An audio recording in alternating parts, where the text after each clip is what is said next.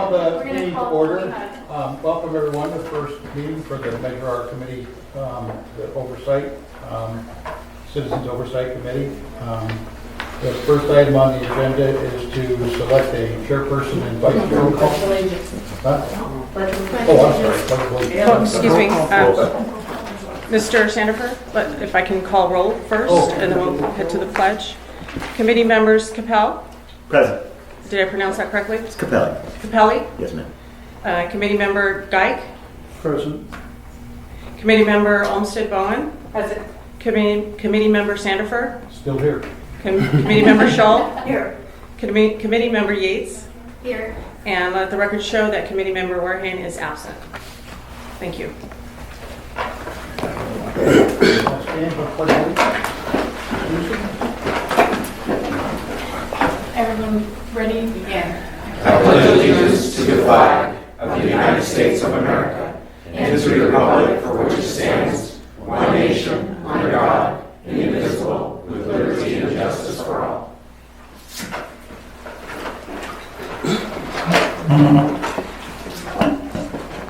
Okay, next on the agenda then is oaths of office.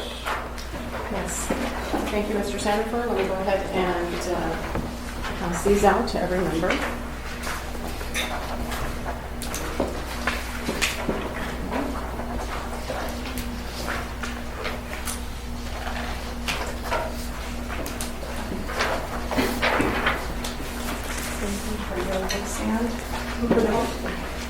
If I can have all the committee members please stand, raise your right hand, and then repeat after me. I state your name. I, Susan Bowen, Do solemnly swear do solemnly swear that I will support and defend the Constitution of the United States that I will support and defend the Constitution of the United States and the Constitution of the State of California and the Constitution of the State of California against all enemies, foreign and domestic, against all enemies, foreign and domestic, that I will bear true faith and allegiance that I bear true faith and allegiance to the Constitution of the United States to the Constitution of the United States and the Constitution of the State of California, and the Constitution of the State of California, that I take this obligation freely that I take this obligation freely without any mental reservation or purpose of evasion, without any mental reservation or purpose of evasion, and that I will well and faithfully discharge and that I will well and faithfully discharge the duties upon which I'm about to enter. the duties upon which I am about to enter. Congratulations. Please sign your oaths. Thank you.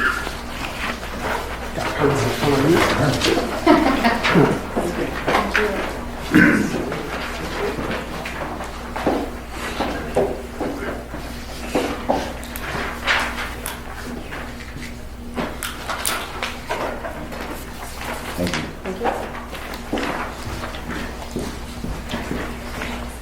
Okay, so we'll welcome everybody again, and go ahead and have the committee members introduce themselves. Start down here with Vincent Capelli. I'm the introduction. Just I'm happy to be here and look forward to doing some good work to help the citizens of Norco.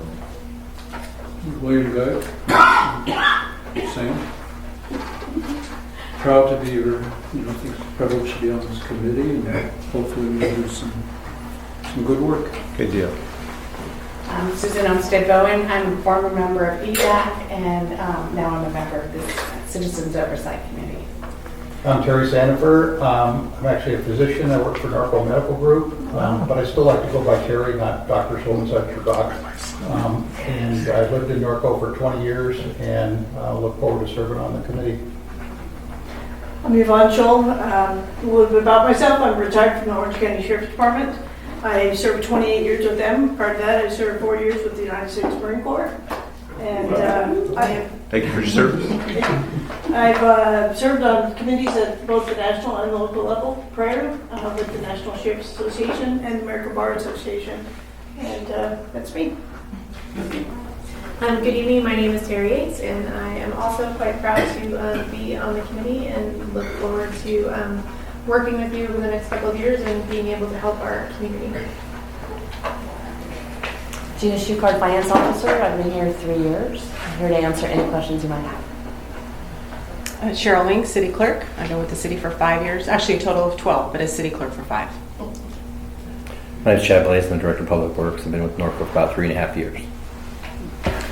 Brian Petrie, I'm Deputy City Manager and Director of the Department of Parks, Recreation, and Community Services, and I've been here for 23 years.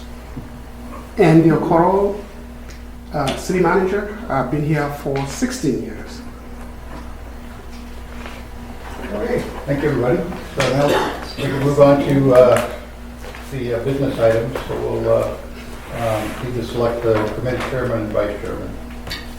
Anybody have any volunteers? I would volunteer to be chairman. Great. So we'll consider that official nomination then. I second that nomination. Any opposed? Okay, you got it. Okay. Okay. Any, can I have a second on that? A second. Tara seconds, and all in favor? Aye. Aye. Okay. So, our next item is what meeting day, time, and frequency and location do we want to do these meetings? My opinion is at least quarterly. I would like to see, because you typically in government, as you probably all know, it's January, they'll come back for a mid-year, January to February. So we want to see in that time frame, get the reports and see what the money's being spent on, see how much came in, because this is the first year of this, so we're not going to really know what we're talking about until about mid-year. And I would like to also see what our report is quarterly. So if this is May, then we would talk about June, July, August, which would give us 1 or 2 months. I think I'd also like to hear from staff to find out what their intention with the Madam Mayor, recommendations to us are. Yes, before you select a permanent meeting schedule, I'd like to request that we at least have another meeting, perhaps within the next week or 2 weeks. Unfortunately, we started this process a little late.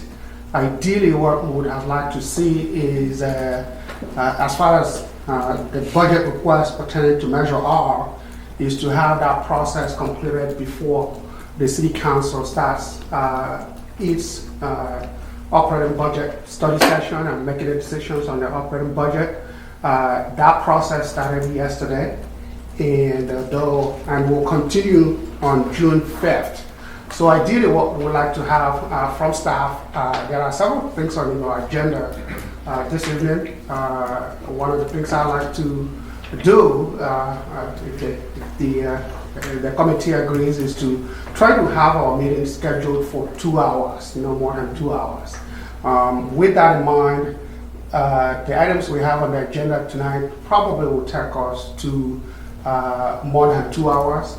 Also, given the fact that you're receiving the materials for the first time, I would like to give you an opportunity to take those materials back and study them some more, and come back for another meeting, hopefully in the next couple of weeks before June 5th, so that you can provide us direction and recommendations that then we can pass on to the City Council so that they can work on the budget, operating budget for fiscal year 2019-2020.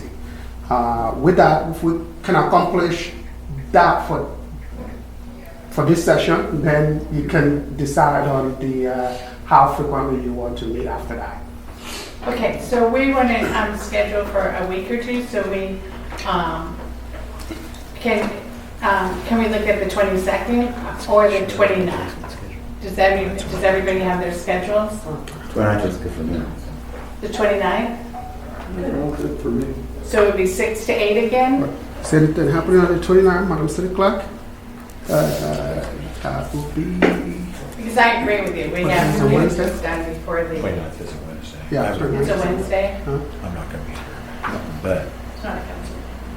No, it's not a council meeting day. I have a question, Madam Chairperson. I think the business item was to select our normal meetings in time. I think the city manager's looking for an extra one just for now, right? That's correct. This item actually go what our meetings are going to be from the future, or is it? Well, he just requested that we do that at the next meeting, so that's what I'm trying to do. So he said, correct me if I'm wrong, you asked that we could meet in a week or two prior to the city council's workshop, budget and hearing, That's correct. and then at the next meeting, select how frequency and what day. You can choose to do that at the next meeting or do that there. It's up to Yeah, you. that's what I was asking. Just kind of clarify that, if we were doing this business item or both, that's what I wasn't sure. I'd like to suggest that we do that at the next meeting, just because we haven't heard the presentation and have no real idea what we have to do yet. Yeah, I agree. Sorry. Yeah, cool. Okay, so can we have a motion to schedule a meeting on the 29th at 6 p.m. to 8 p.m.? Is that reasonable? Susan, can you hang on 1 second? Alan's just arrived, so Oh, sure. Opportunity to catch up. I'm flying 25th.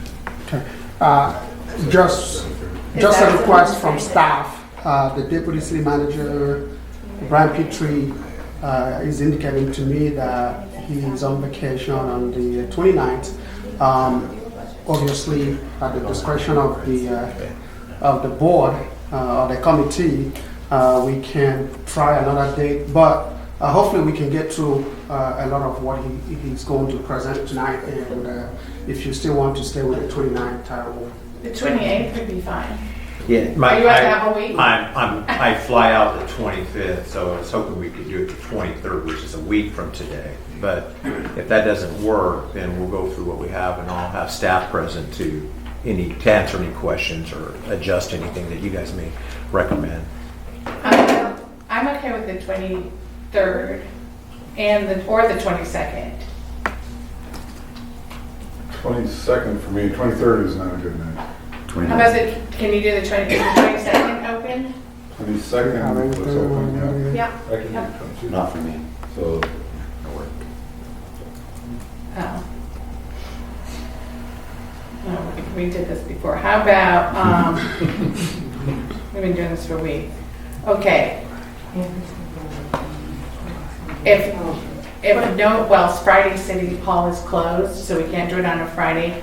The 27th is Memorial Day. So we're looking at, Can everybody do the 29th? well, we were just saying that's Brian. Is that too soon? No problem. But again, if that works, If that's what works best for everybody, I'll have someone here to we can have- articulate Well, any Chad can questions. take notes. Yeah, I'll just take his Chad money. knows. Yeah, he's just gonna take Not it here. Yeah. Okay, Snooze you so lose. we'll do it, how about the 29th? All right. So can I have a motion at 6 p.m. on the 29th? Second. All in favor? Aye. Aye. Okay. Let me put it in my calendar.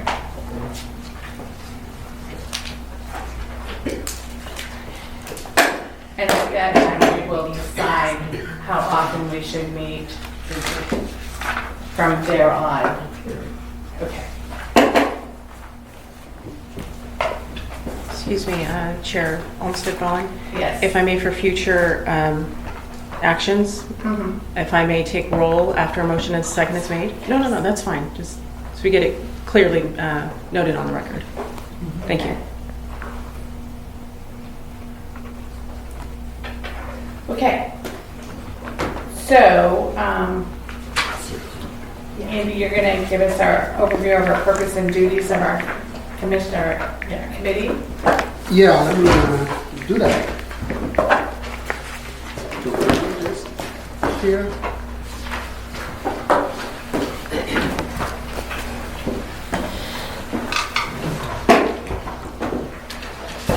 First and foremost, I do want to congratulate you on being selected to serve on Measure Our Citizens Oversight Committee. We're looking forward to working with you. Again, looking forward to your contributions here in serving the community. So before I go into an overview of Measure R, I do want to talk a little bit about your role as a committee member.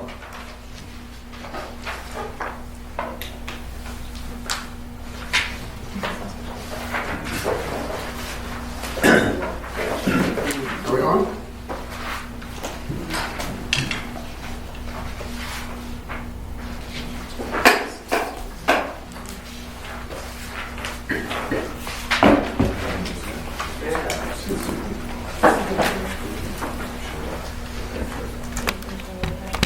I can get in. You want to? Is this? Yeah.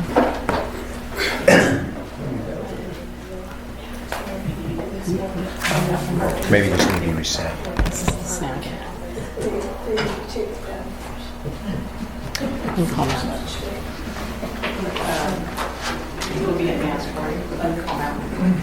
Oh, Gina was playing with it. That's why. Let me just look. Yeah, Gina has it. There she goes.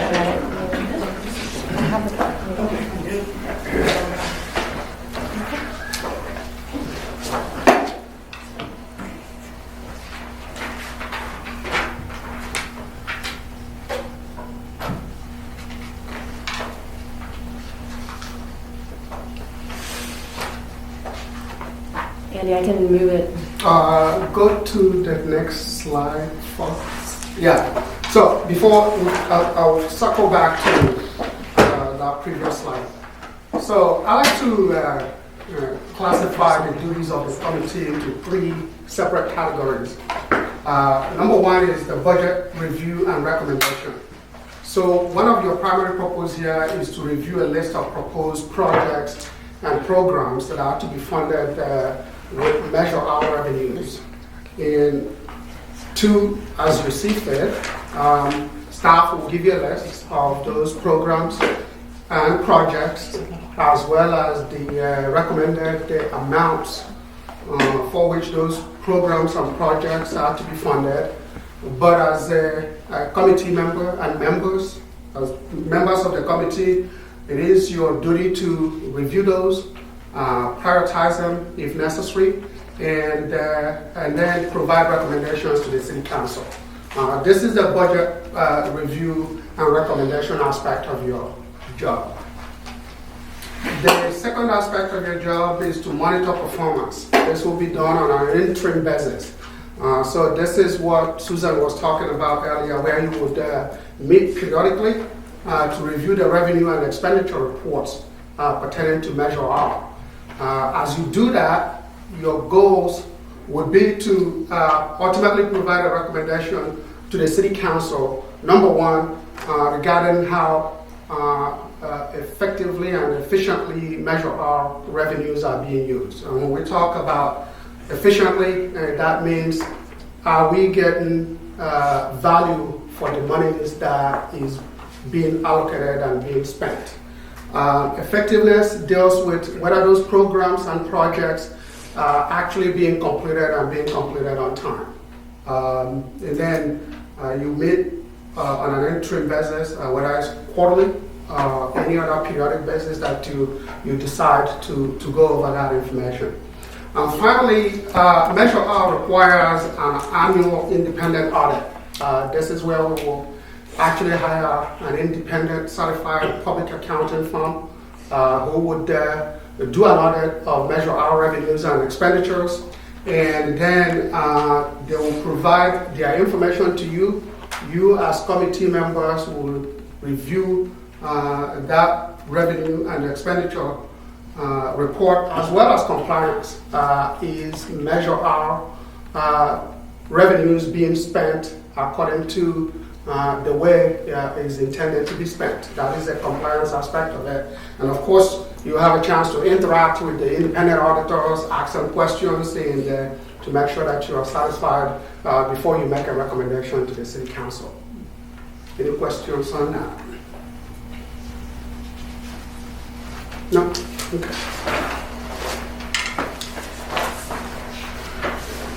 Go back to the first one.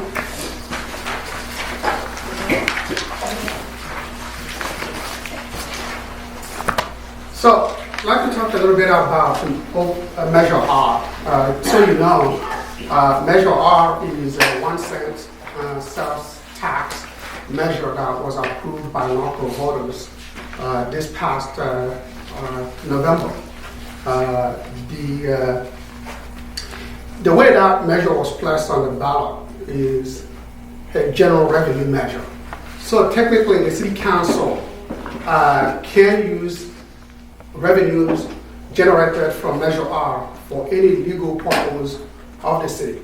However, it is the intent of the city council as well as the residents of Norco, because that is how this program was sold to them, that the primary use of that money would be to fund public safety and city infrastructure.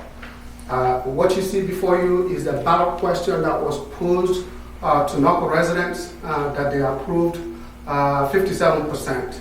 And that is to keep Norco, to continue protecting Norco's unique animal keeping open space, large lifestyle, avoid further deterioration of infrastructure, continue restoring and maintaining local streets, trails, public facilities, equestrian amenities, and parks, and prevent additional costs to police, fire, and emergency medical services. Shall the city of Norco adopt a locally controlled 1 cent sales tax, generating approximately $4.5 million annually until ended by voters, requiring independent audits as well as a citizens oversight committee. And of course, you are that committee, and part of your responsibility is to make sure that these funds are used consistent with the ballot question that was posed to Norco residents for which they are approved.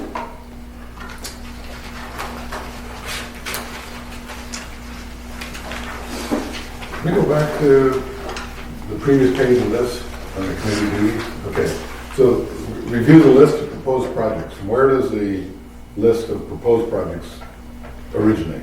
It originates from staff, and that's part of what we're going to be going over tonight. Okay. The staff will provide you that list of projects and programs, and for your review and approval. Okay. More questions? No? Okay. Gina?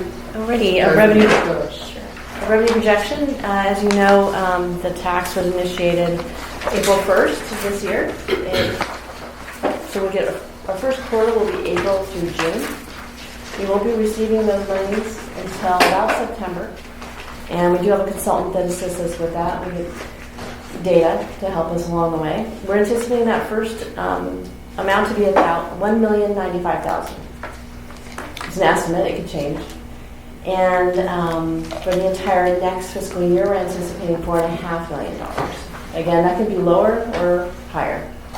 In terms of expenditures, the City Council adopted 2 items. One was $175,000 to the state of California to help to start to implement this program, and another $10,000 for the auditors and assisted in the recruitment of the committee.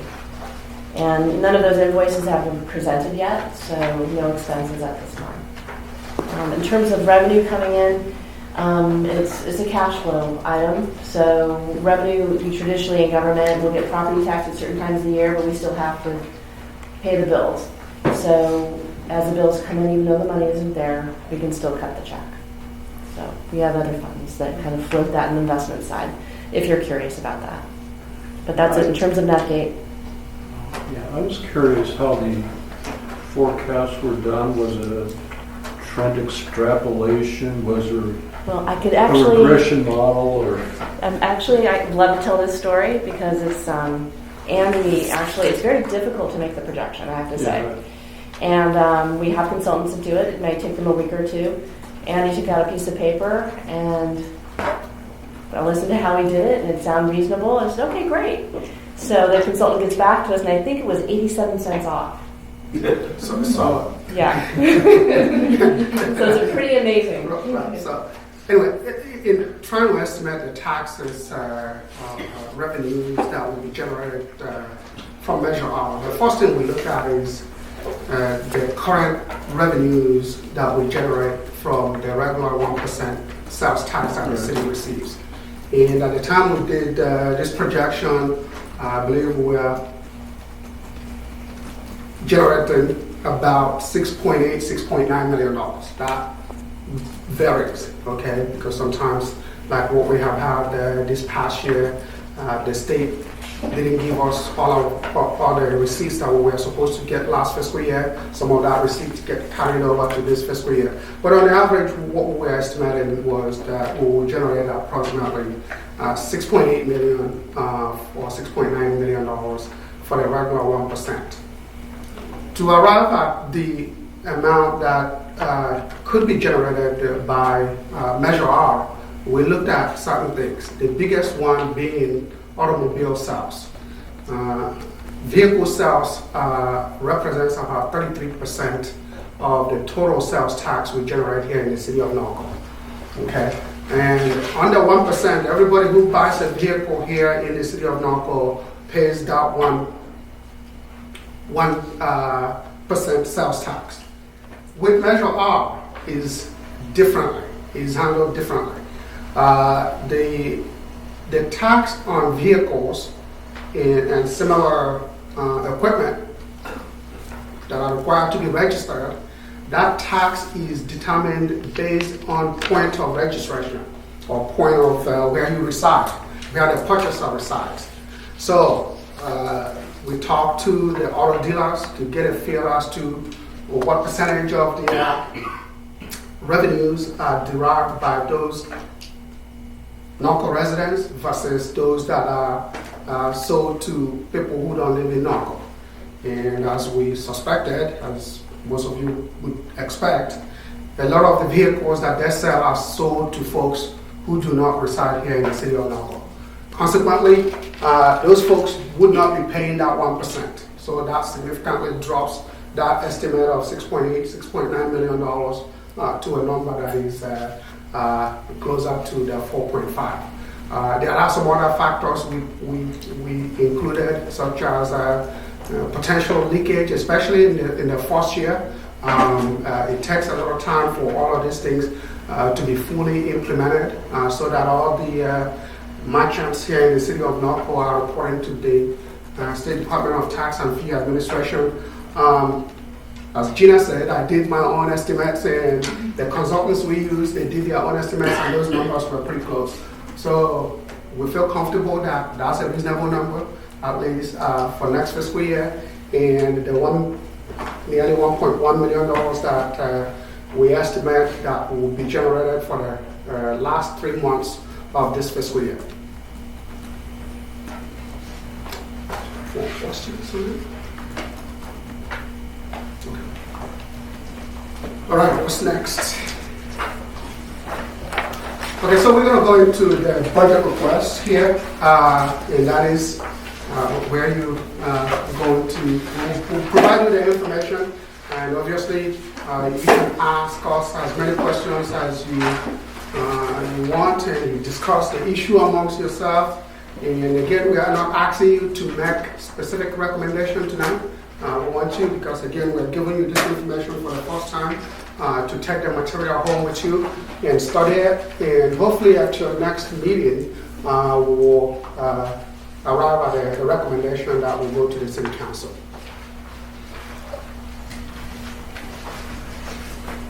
Andy, I think if you point it over here, it might... Point it over there? Okay, first of all, public safety. So, as you saw in the ballot question that was posed to Norco residents, one of the primary purposes of Measure R revenues is to preserve public safety services in the city of Norco. And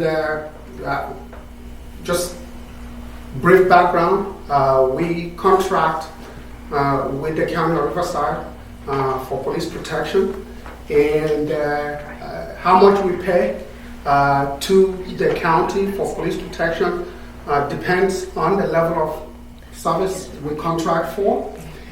And currently we contract for 60 hours of patrol time every day. Okay, and in addition to that, we have a special enforcement team also that is out there working on crime prevention issues, as well as investigating criminal activities here in the city of Norco. We also do have, I believe, 3 community services officers that do a lot of community policing and report taken. And by the way, Lieutenant Elia is our police chief currently with the Riverside County Sheriff's Department, and he can add in addition to what I have to say with respect to the level of policing here in the city of Norco. And so based on those 60 hours of patrol every day, including a dedicated lieutenant here, the dedicated also traffic enforcement deputy. We also do have the 3 community service officers as well as the special enforcement team that we have here in the city of Norco. And that is a quick summary of the level of service we contract for police services. The other item I'd like to add is, beginning this fiscal year, we did increase the level of staffing for that police contract. We added the dedicated traffic enforcement officer. That was something that was added at the beginning of this current fiscal year. We also added 1 community service officer also at the beginning of this fiscal year. So when we look at the budgets from prior year compared to what we're doing this current fiscal year and next fiscal year, you'll see that difference. And with respect to fire services, I have a question. yes. Did you, on that traffic officer that you added for this fiscal year, was there revenues generated from that? Anticipated revenues? Typically, yeah, obviously they issue citations, they generate some revenues, but the revenues generated in comparison to the cost of providing that service is significantly small. Again, this traffic enforcement is the goal of it is not to generate revenue to the city, is to ensure public safety, and but it does generate some small amount of revenues to the general fund. Yes. Do we get all the revenue from a citation, or is it? We only get a very small portion of it. Okay. Yes. Can you explain that that's not because the county's taking it, but there's other people who take those? State. Yeah, of course, there's a lot of it's shared. I don't know if you want to speak to that a little bit. So the way the fine works with the citation is that the state is at the top of the table, we're at the bottom of the table. So in between you have the state agencies all the way through the courts, and then your local county government, and all the way down to the local municipality. So if you're looking at an average site is roughly between $100 and $200, we're usually at the bottom of that. So percentage-wise, we don't really know what we're getting, but we're getting a little piece of that.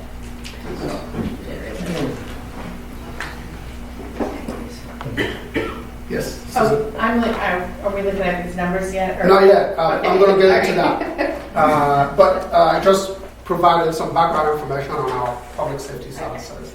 In addition to police protection, we also have fire and emergency medical services here in the city. And for the last 6 years or so, we have been contracting with county fire through CAL Fire. And again, the amount we pay is also based on the level of services we contract for. We have 2 fire stations here in the city that is fully staffed with paramedic personnel, a captain, and a fire engineer that makes up the engine. And we'll see how much we are spending on that program on an annual basis. In addition to obviously protecting us with regards to fire, they also do fire inspection services on behalf of the city. They also respond to medical emergencies, which is actually a good portion of their responses here in the city of Norco. Rather than structural fire, most of your time is dedicated to responding to medical emergencies. So with that, we'll go into. So the question is, how much should come out of Measure R to ensure that we maintain the level of public safety services that we had prior to Measure R going into effect. If you recall from the ballot question that was posed, one of the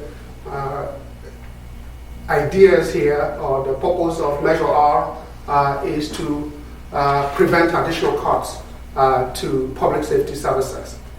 So before you, we have prepared a schedule here that kind of gives a brief overview of what our expenditures are with respect to public safety services. So fiscal year 2017-2018 is like our jumping off point where we didn't have Measure R, okay? And as you can see here, one of the things that is included in this public safety service is the pension obligation we pay on the old fire employees. At the time that program was dissolved and we went to CAL FIRE for fire services, there were accrued pension obligations that the city is liable for, and the amount we pay every year is determined by California Public Employees Retirement System, and they will send us a bill for that. And that is in fiscal year 2017-2018, that amount was approximately $352,000. The CAL FIRE contract for 2017-2018, approximately $4 million. And there are some other miscellaneous expenditures in our fire budget that is not associated directly with the contract, and that totals about $61,000 annually.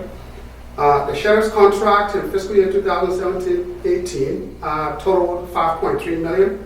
Again, there are some other contractual services that support the contract for law enforcement, totaling up $80,000 annually. And then there are other operating costs associated with the sheriff's station and the sheriff's operations here in the city that total about $160,000. Again, these the details of this stuff we can look at if the committee desires. Finally, there is a crossing guard program, which is part of our public safety department, that costs us about $51,000 annually. And the citizens on patrol, these are the volunteers that patrol city streets and help the sheriff's department to keep an eye on what is happening in the city. And that we spend about $19,000 in that fiscal year. And finally, part of the budget includes $100,000 in grant we receive. So in fiscal year 2017-2018, we spent a total of $10.1 million for public safety services. Yes, I have another question. Going back to revenue. We started collecting the revenue in April, correct? That's correct.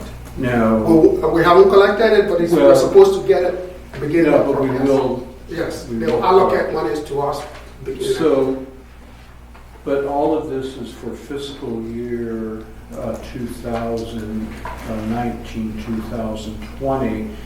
So my question is that whatever is earned between April and June 30th,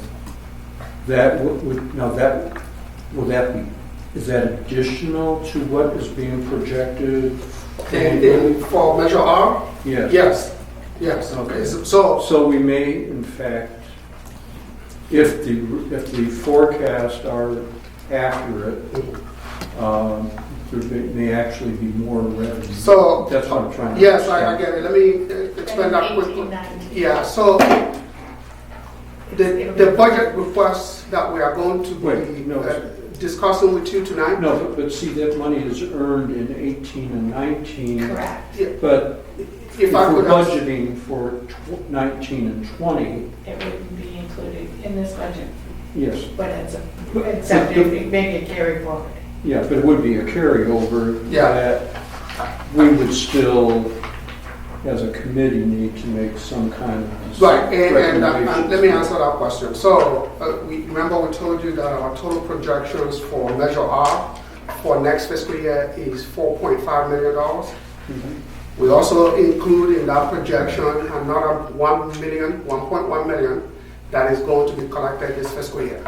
So all the requests that we are going to be discussing with you for programs and projects will total about 5.5 million, which includes the 1.1 million carryover from this year plus the 4.5 million we anticipate to receive next year. Okay. Does that answer the question? Yes.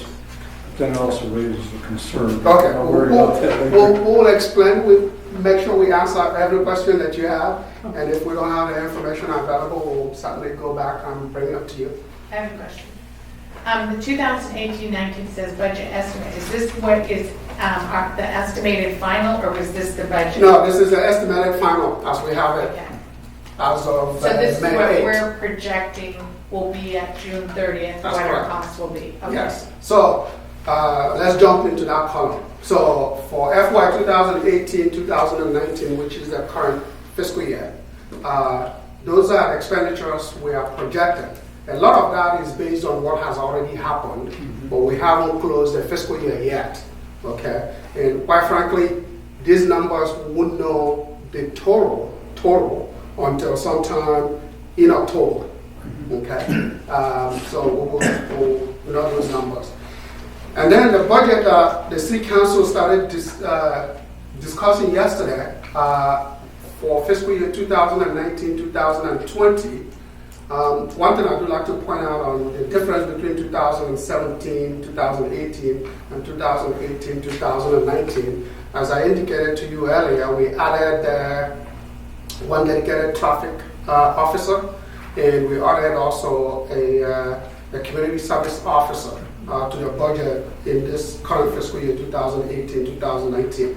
That's part of the increase you're seeing there, which is taking the budget, the total budget from 10.1 million to 11.1 million or 11.2 million. The rest of those are just the cost increases that are passed on to us by the county due to their cost increases. Okay. Now, are we, go ahead. Now, do you expect any shortfalls this year On the with the current budget? yes, and that's what we're leading up to. Okay. So we're gonna get there. Okay. So So our adopted budget, June 2018, we're going to be short from what we projected to be ended June 30th, 2019, is what you're saying? Is that correct? no, Is that that's the not first what- question. no, that's not what I'm saying at this point. We were So there's not going to be a shortfall, but what we projected for the year 18-19, we're good. That's correct, depending on what that means. Okay. Well, if Okay. you say you're going to spend 11,168,000, are we going to catch that number, or are we going to be over? Oh, okay. So this is actually this number 11.2 million that we're projecting to spend is actually slightly lower than what we budgeted for that year. So, for example, the sheriff's contract, that contract, when we did the budget, we estimated that the increase will be 7%. That's what they told us to estimate. Fortunately, the actual increase for this fiscal year, they told us is now 2.2%, and that has been factored in here. Okay. So we have the budget that the City Council started looking at for this next fiscal year 2019-2020. We are estimating that the total budget for public safety, fire, police, will be about $11.9 million. And is this for the same level of service? That is the same level of service. That is. So as part of our job, are we going to, is staff going to ask us to increase the level of service? Well, that's down the road. Right, that's Okay. we can discuss that down the road, okay? And let me just say this. Part of the strategic plan that the City Council adopted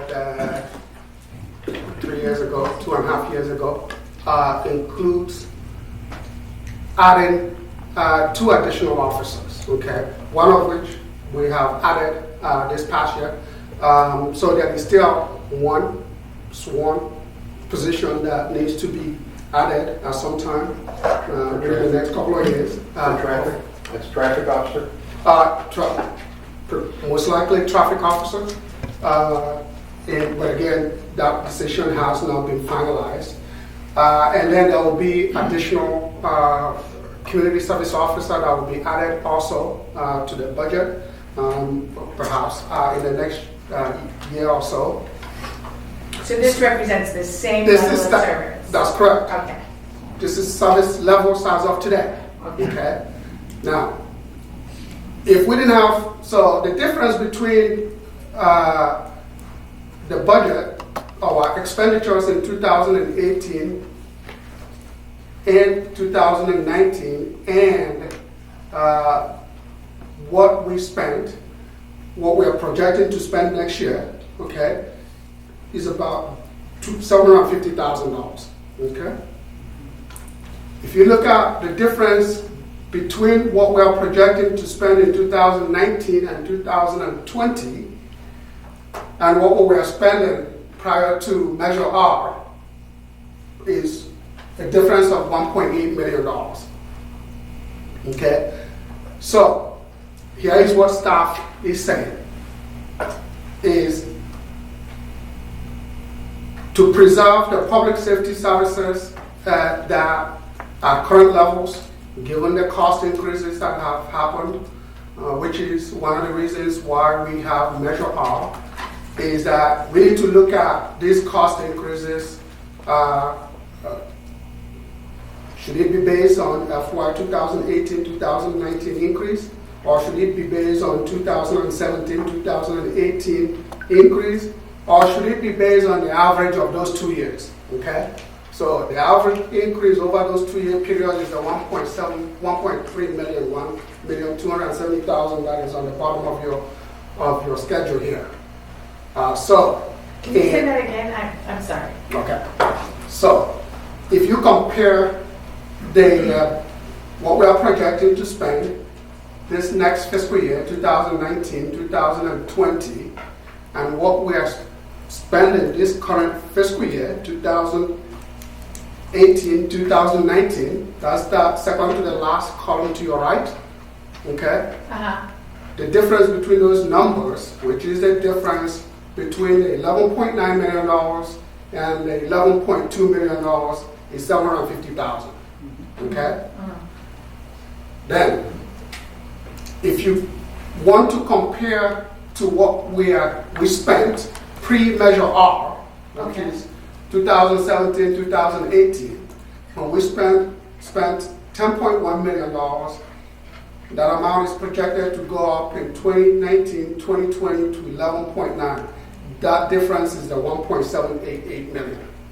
Okay? If you average those two numbers, the 750,000 plus 1.8 million approximately, if you average those two numbers, you get the 1.270 million. So you're asking, all right, so that's the amount you're asking out of Measure R. That's correct. Out of the 4.5, well, 5, whatever the, yes, let's call it 5 million. So you would want us to recommend 1.27520 out of this fund for public safety and increase that if we wanted to spend more for increased service. That's yes. Okay. That's what I get. So I have a question. Sorry, go ahead. No, so the 1.2 is what staff is recommending. Yes, that's what. Asked us which number would we want? The number that Staff believes because this goes over those 2 fiscal years, and the most reasonable way of making that determination is take the average cost increase over those 2 years, yes. And that's to maintain the same level of service. That's correct. And that's the same level of service that had the increase for this year. Yes. Okay. So being a contract for police and fire, does staff come up with the service they want, or has the fire officer and the police officer come to you and said, okay, this is the amount of calls we had, time to serve this, calls waiting, and what is their recommendation to the staff of the city of Norco for public safety and police and fire? They said, hey, we need another 3 officers a day, 60 more hours, we need another fire engine. What is that staff told the city staff? Okay. Good question. So we work with the sheriff lieutenant here in crafting the budget. The sheriff, the lieutenant, ultimately would like to have, as provided in the strategic plan, 1 additional dedicated traffic officer, and also the 1 additional community service officer. Whether we accomplish that, I have talked to him based on the fact that we are in the initial stages of this measure out here, is something that we should look at next year. And what does that cost? What does that boot on the ground cost? I think a dedicated traffic officer, about 250,000. 300,000, yes, about 300,000. And a community service officer is probably around 125. And then if you want motorcycles, it's additional, and the motorcycle officers. Correct. However, that wouldn't be a recommendation. That's not for Norco, okay. And is that 1 officer, 1 shift, or 1 officer at 24 hours a day? So 1 officer, 1 shift? Correct. Okay. Is the community service officer a civilian? And what do they do? Yes. So the community service officer is a support to the field personnel. They're able to take the lower priority calls to free up the deputies out in the field, take your non-injury collisions, write parking citations, help with towing abandoned cars. So they do a lot of the work that frees up the deputies so they can handle the higher priority calls and do more enforcement. And has the sheriff or the city had to deal with the homeless yet? And have a specific officer dedicated to homeless? We don't have a dedicated officer, but we're certainly dealing with the issues. Because it's in the news everywhere. So That's correct. We're dealing with the issues. Yeah, the actual, they talked about it earlier, the set team, the special duty, those guys usually get assigned to that duty. And yes, at times it has absorbed a lot of their time. I'm answering for the lieutenant there, but I'm pretty sure he'd agree with me. Yeah. I have a question. I won't put the sheriff on the spot while we've got him here tonight. Do you think that having 1 or even 2 traffic officers is enough, is adequate to try and stem the epidemic of blatant disregard for traffic laws, which is going on right now? So currently with the addition of the 1, certainly that person is well inundated with traffic complaints throughout the city. Trying to work an area when several areas need to be worked with 1 person can be challenging. So that's why in the future sessions, that will be something that we want to look at, is increasing that number to 2. Because then it allows us to stretch out our service through a 7-day work week rather than a 4-day work week within that 7 days. So you have 3 days with no coverage for traffic enforcement. So that's something that in future, based off of collision statistics, as far as injury collisions, non-injury collisions to fatalities, that's something that we want to look at is adding more effective to prevent these from happening within the city. Yeah, it's out of control. I live by the high school, I was driving here tonight, I counted 4 people that blatantly ran right through a stop sign. Do we have a lot of fatalities in Norco? Fortunately, we've had 0 this year, but needless to say, it is something that can occur and has occurred in the past. So those traffic enforcement officers, are those also regular day-to-day calls for service for anything else? No, How many- so with the sheriff's staff, the 60 hours, those are supported. So those are deputy sheriffs on the streets handling patrol calls, issuing tickets as well, making arrests. The dedicated positions are your 2 set officers who are also quality of life, and they do follow-up investigations for criminal investigations. Your dedicated traffic is strictly dedicated traffic. He spends 10 hours a day just writing traffic citations and will handle your more serious collisions because of his expertise in that area. And then also he manages the Office of Traffic Safety's grant, which is a DUI grant to help prevent DUIs, run checkpoints. This is a grant that is provided to the county through the state. So he's strictly dedicated to traffic. How many officers do we have to handle burglary calls, prowler calls, any type of those calls like that, or issues like that on that any given time in the city? Sure. Within a 24-hour period, you have 5 deputies strictly assigned to patrol handling calls. So within a 12-hour period, you have 5 deputies at this point on a 7-day work week. And then the other part of my question was fire. What did they ask? Because when I asked that, because actually my regular job, so I do is I'm a firefighter and I do budgeting. Right. And for 2 fire stations, 4.2 seems like a lot. I'm just wondering what does Cal Fire say we need? Oh, I can tell you this. Before we contracted for fire services, this was 2012, 2011. We were spending $6.4 million. Okay. No, having your own is cost a lot. I understand. Yeah. What do they say we need more? Okay, so to answer your question on this particular point, again, part of our long-term funding for fire includes somewhere along the line actually having one additional paramedic squad, yes, which is what they have asked for. City of Norco is very fortunate when it comes to having additional fire resources. We have 2 state fire stations here in the city of Norco. And believe me, those resources are available when there is a significant fire incident here in the city of Norco. So from that perspective, the city of Norco is pretty well covered in terms of being able to respond to significant fire issues.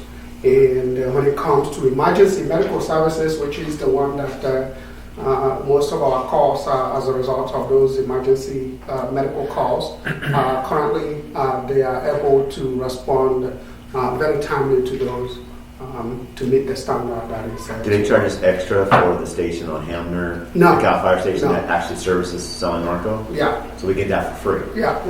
Again, Because it's a state fire, stations. but it's available to us to respond, and we don't pay anything for it. Yeah, and it's considered a seasonal station, but we do get the benefit for all calls based on where their geographic area is. So we don't have mutual aid where other cities would have. If a station outside of their city, you'd have to pay for mutual aid. So we don't have mutual aid. So that would come in if we have to bring Corona fire in here. Okay. But as long as it's Cal Fire, no, Then we're okay. then we are all in that pool. And you said our response time is good. Do you know what our response time is? Under 6. Yeah, I think it's at least 80% is within 5 minutes, I believe. That is in our budget book. I have that in there. Let's see what my folks told me. The one other benefit we do receive are Fire Station 47, which is the headquarters on Hillside and 6th Street. We also get the benefit of the area chief here. So resources come in and out of that station, so we will see a heavier volume, unlike other contract cities around us, because that is considered where the area command is. So we do get benefits from that, and you'll see engines, CAL FIRE engines there, so we'll have more than one engine coming and going. And so there are some benefits because the way that station was developed as it allows us to get some of the regional benefits that we don't pay for. So Yeah, so we do get 80% of the time they are at the scene of a medical or fire incident within 5 minutes or less. And when they asked for another paramedic unit, what did they think that was going to do? Like, what was the proposal, the justification? Well, I think what they wanted to do with that is obviously to improve this response time to even lower times for those type of calls. And that squad, as you know, the two stations we have, one is up there on the east side and one is on the west side. There's always been a discussion about having another squad that is probably towards the hills that will be located. And if it's a paramedic squad, it probably will be mobile all of the time, so they can respond. So they're talking about staging them outside of the station and then having them respond from out there and not be in either of the two stations, be stationed kind of in the middle? Yeah, that might well be part of how it's scheduled. Is there any reason why we can't just buy ambulances too and let them take over what AMR does and be able to transport people and be able to bill the insurance companies $2,000 or $3,000 that AMR bills? I don't know that is a service that CAL FIRE provides. So it's not something we've looked into. I don't think that is something that CAL FIRE provides. just add to your question too, because it's a seasonal station, that paramedic unit could also deploy out of that station in the off time, and that way we cover the southeast side of town during the off season. So there is a benefit to that, like long term. Just to add to that, because we are Oversight County Fire, we also get the benefits from those other stations that are located around us for assistance. So wherever that closest call is, we'll pull in from the stations off of Eastville as likewise, depending on what that call is and the level. And the cost for that paramedic unit? What's the cost they proposed for that paramedic unit? I don't think it's been costed out yet. We haven't costed that out, but it's significantly going to be less than the cost of maintaining a full staffed fire station.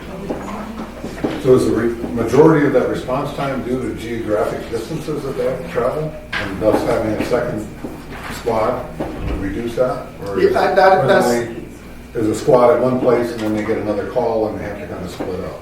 Right. So that's the strategy. Is again, the locations are not the best idea, if you would, and having this additional paramedic squad down the road will help reduce the response time.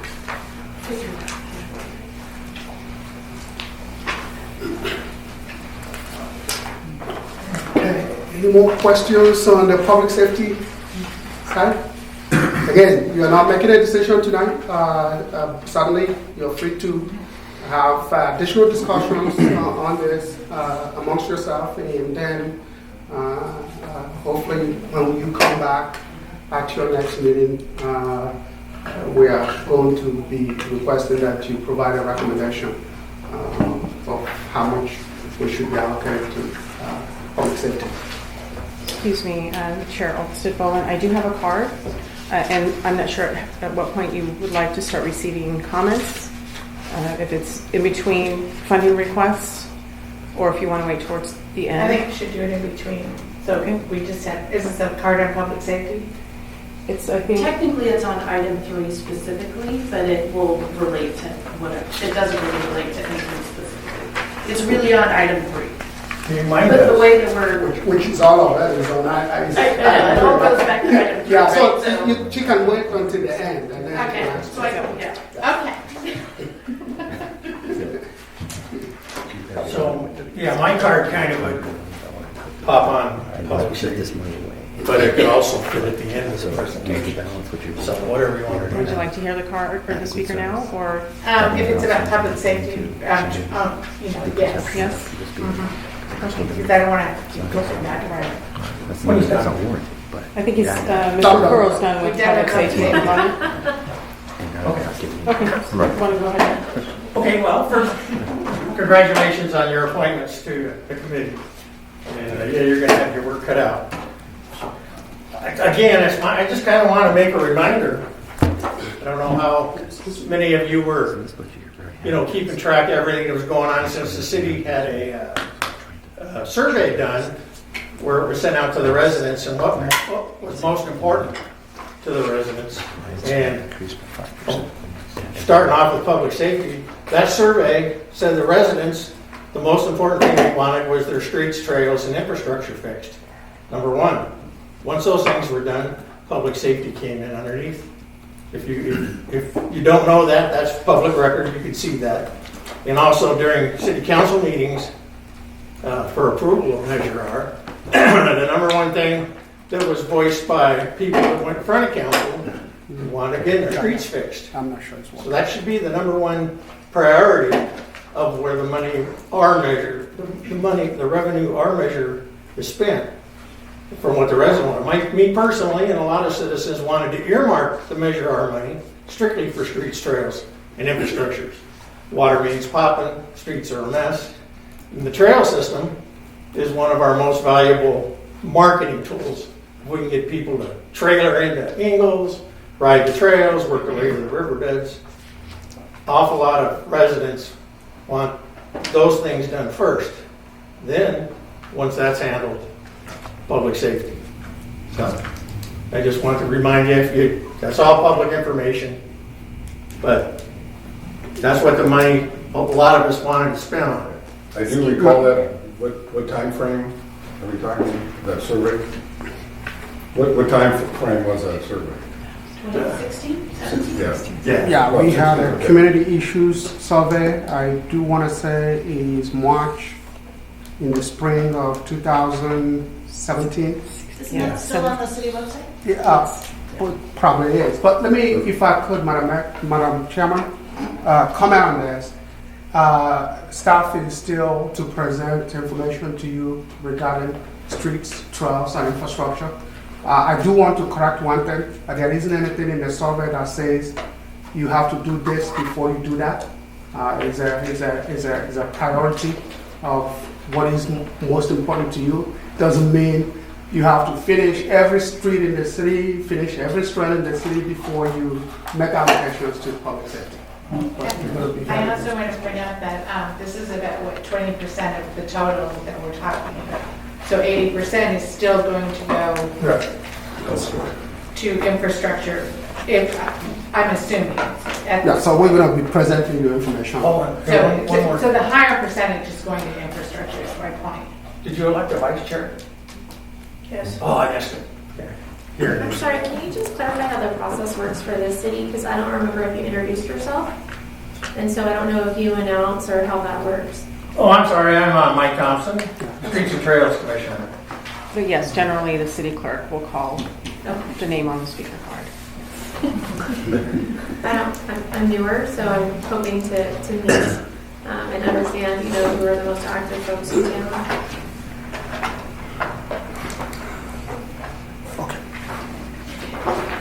So now we're going to talk about the trail system.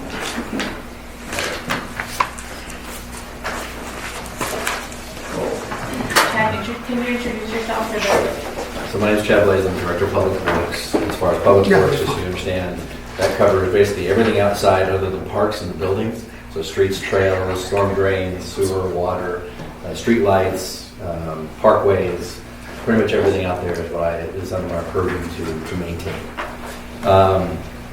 Before I get into the next portion, I think I want to make sure that the commission understands that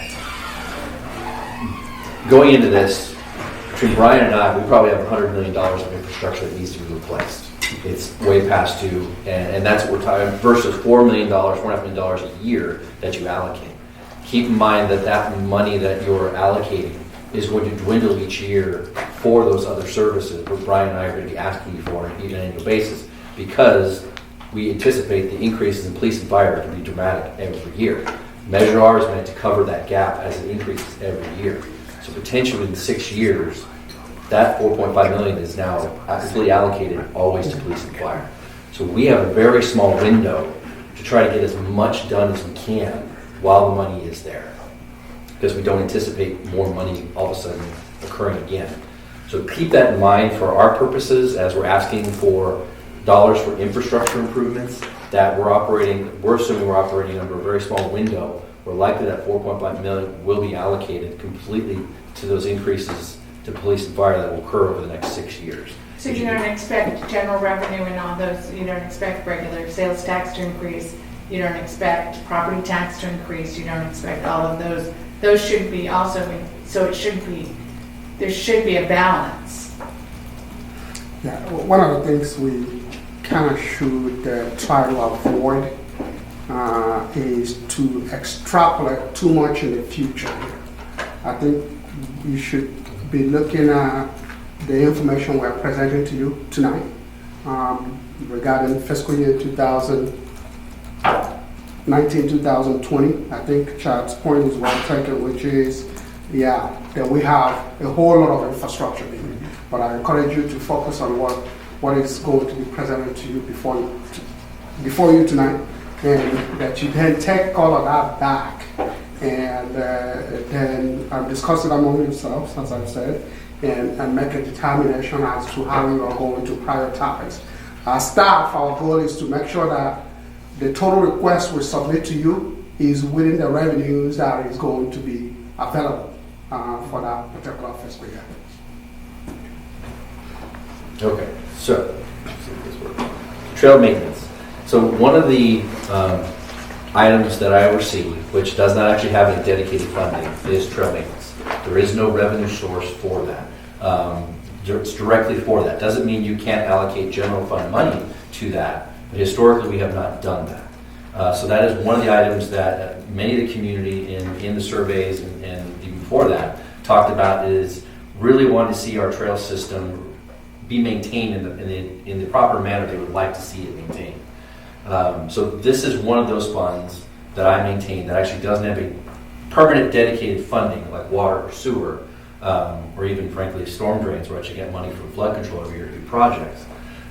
So in that regard, just real quickly, our system, we have about 101 miles of trails. It's about 66 miles are bridle trails, or what we call engineered trails. Basically, that's curb and gutter with the trail system. It helps frame it in with the property adjacent to it. It's easier to maintain when it's that type of trail. We have about 25 miles of soft shoulder trails. Basically, there's no curb and gutter. It just, material migrates either into the homes or onto the street. There's no framework for it. And then we have about 10 miles of backyard trails. As I indicated before, the city does not have a dedicated funding source for our trail maintenance plan. However, we did, in anticipation of whether future money is provided by the general fund or potential Measure R money or other sources, we started last year working with the Streets, Trails, Use Commission to actually develop a defined comprehensive trail maintenance plan. So we reviewed that plan with the STUC committee. They gave input, modified it. Basically covers how our trail system should be managed. What's the level of service each type of trail should have.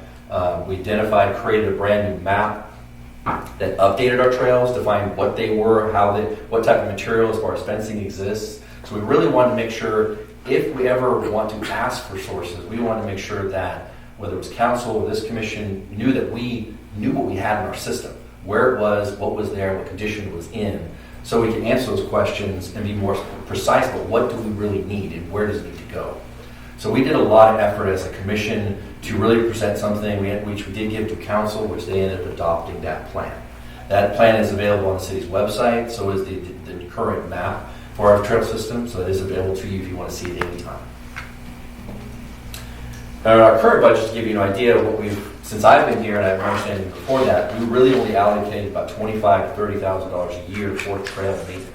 Really all that was we buy DG, fill holes where they are. We don't do any grading. We don't do any movement of the trail system at all, or the upgrade to anything.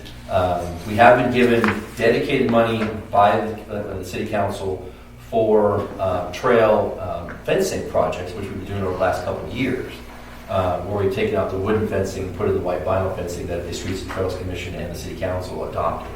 So last couple of years we've been doing trail fencing improvements, but not trail rehabilitation. Was there a question?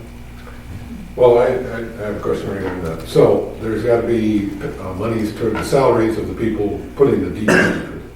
So where does that money come from? It's budgeted overall under my public works employees, a very small percentage.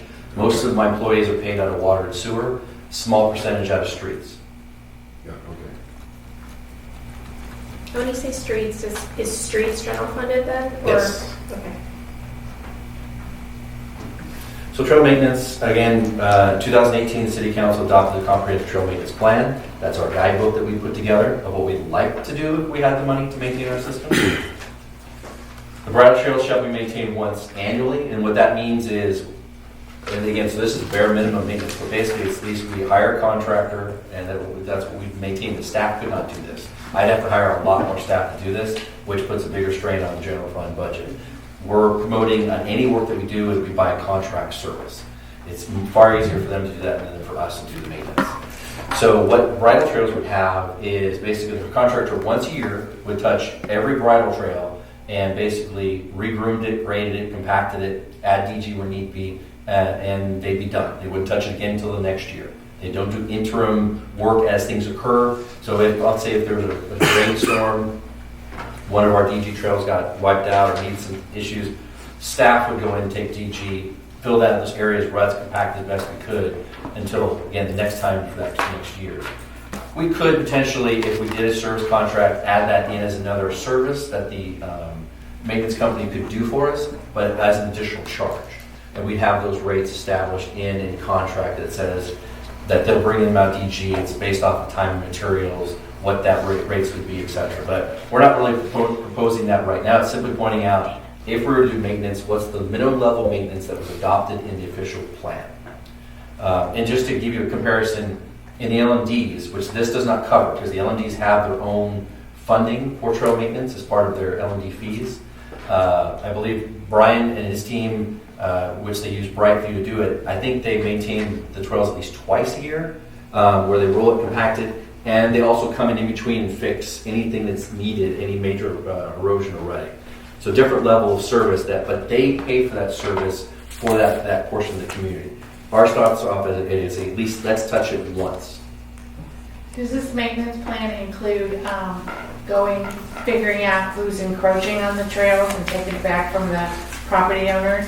No, that's not. This is just maintenance. It's not encroachment. Is a bigger, more political discussion.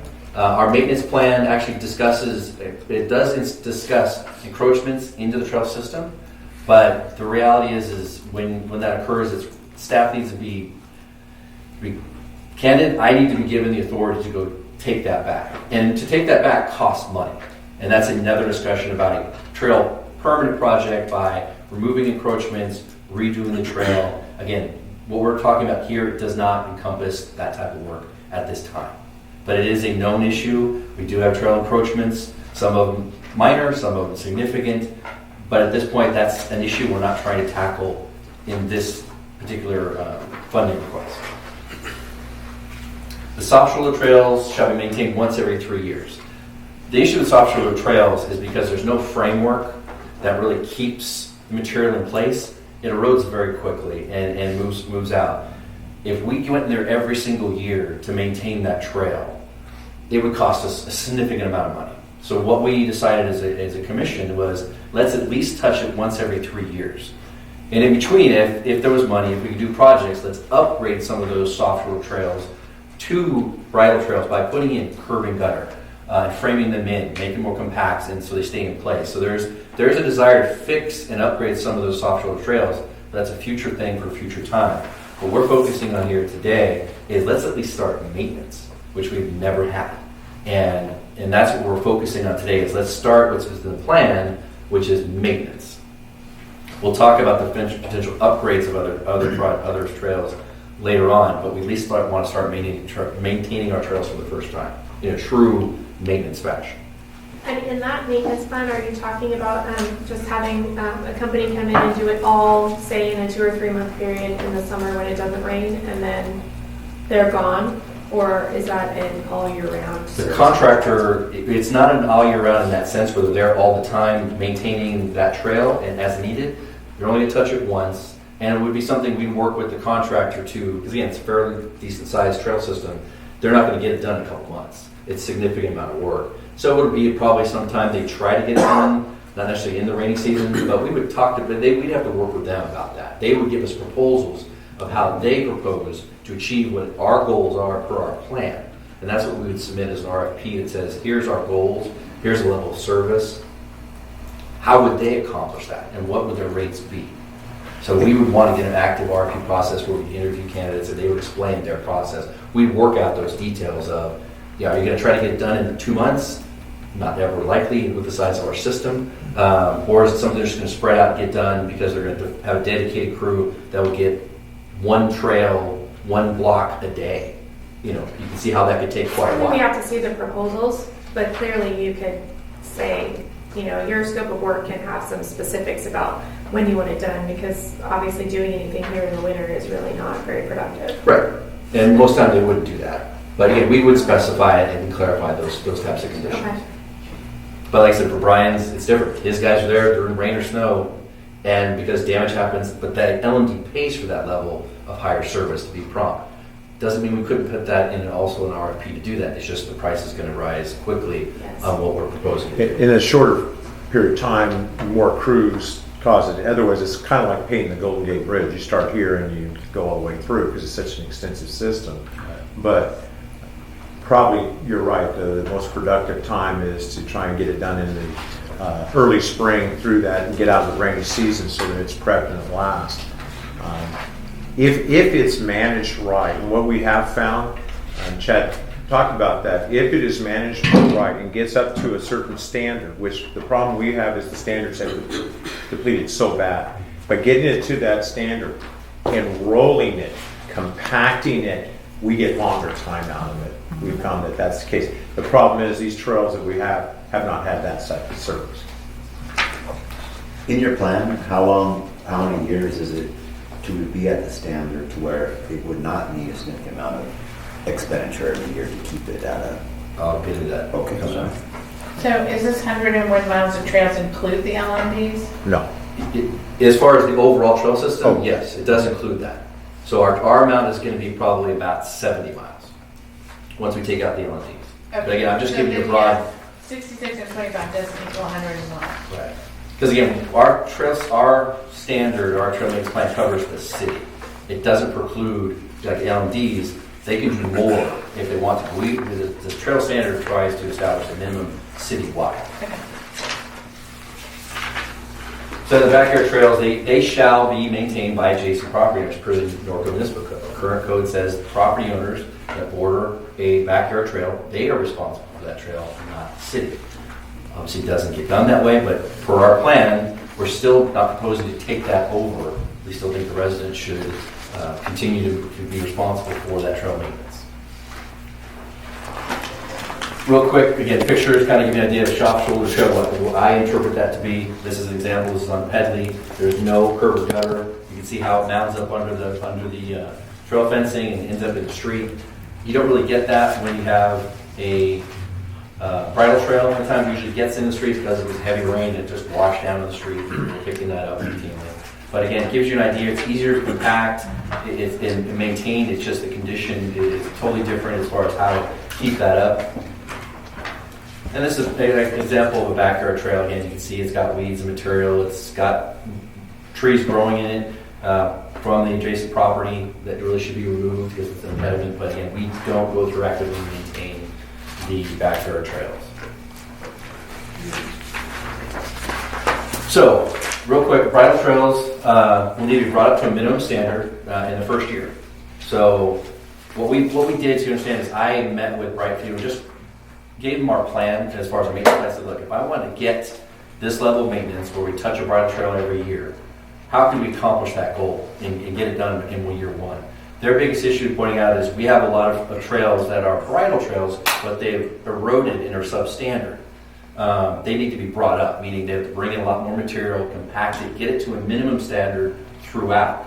So that first year will cost us more because they give it up to a standard. The second year it's expected to drop because they're not going to have to do as much additional work as they did in year one. But that will include, bringing it up to a minimum standard the first year. All the trails, non-LMD, that are bridle trails, because again, those are already taken care of by the Brightview under their contract. They'd be grading, adding DG as needed, and compaction. Then maintenance costs would decline significantly thereafter, is what we're projecting. Soft shoulder trails will simply be, we'll grow through and grade it, we'll remove any ruts, we'll add DG to kind of level it off at least, but we're not going to bring it up to street level. That's not our goal, because a lot of these soft shoulder trails, they tilt towards properties, and that's just material that's going to erode back into the property. So we're going to be very strategic on what we do to bring it up to a certain level, with the ultimate goal, and some of these soft shoulder trails, is to put curb and gutter in that will eventually allow that to be upgraded to a bridle trail. But it's going to be minimum work. We're not trying to add a ton of material, because you've probably seen some of these soft shoulder trails. They're pretty eroded, and some of them are just ruts. But again, since we didn't have a program to maintain the trail system, it takes longer to do that. Well, what are you going to do if people have planted lawns on them?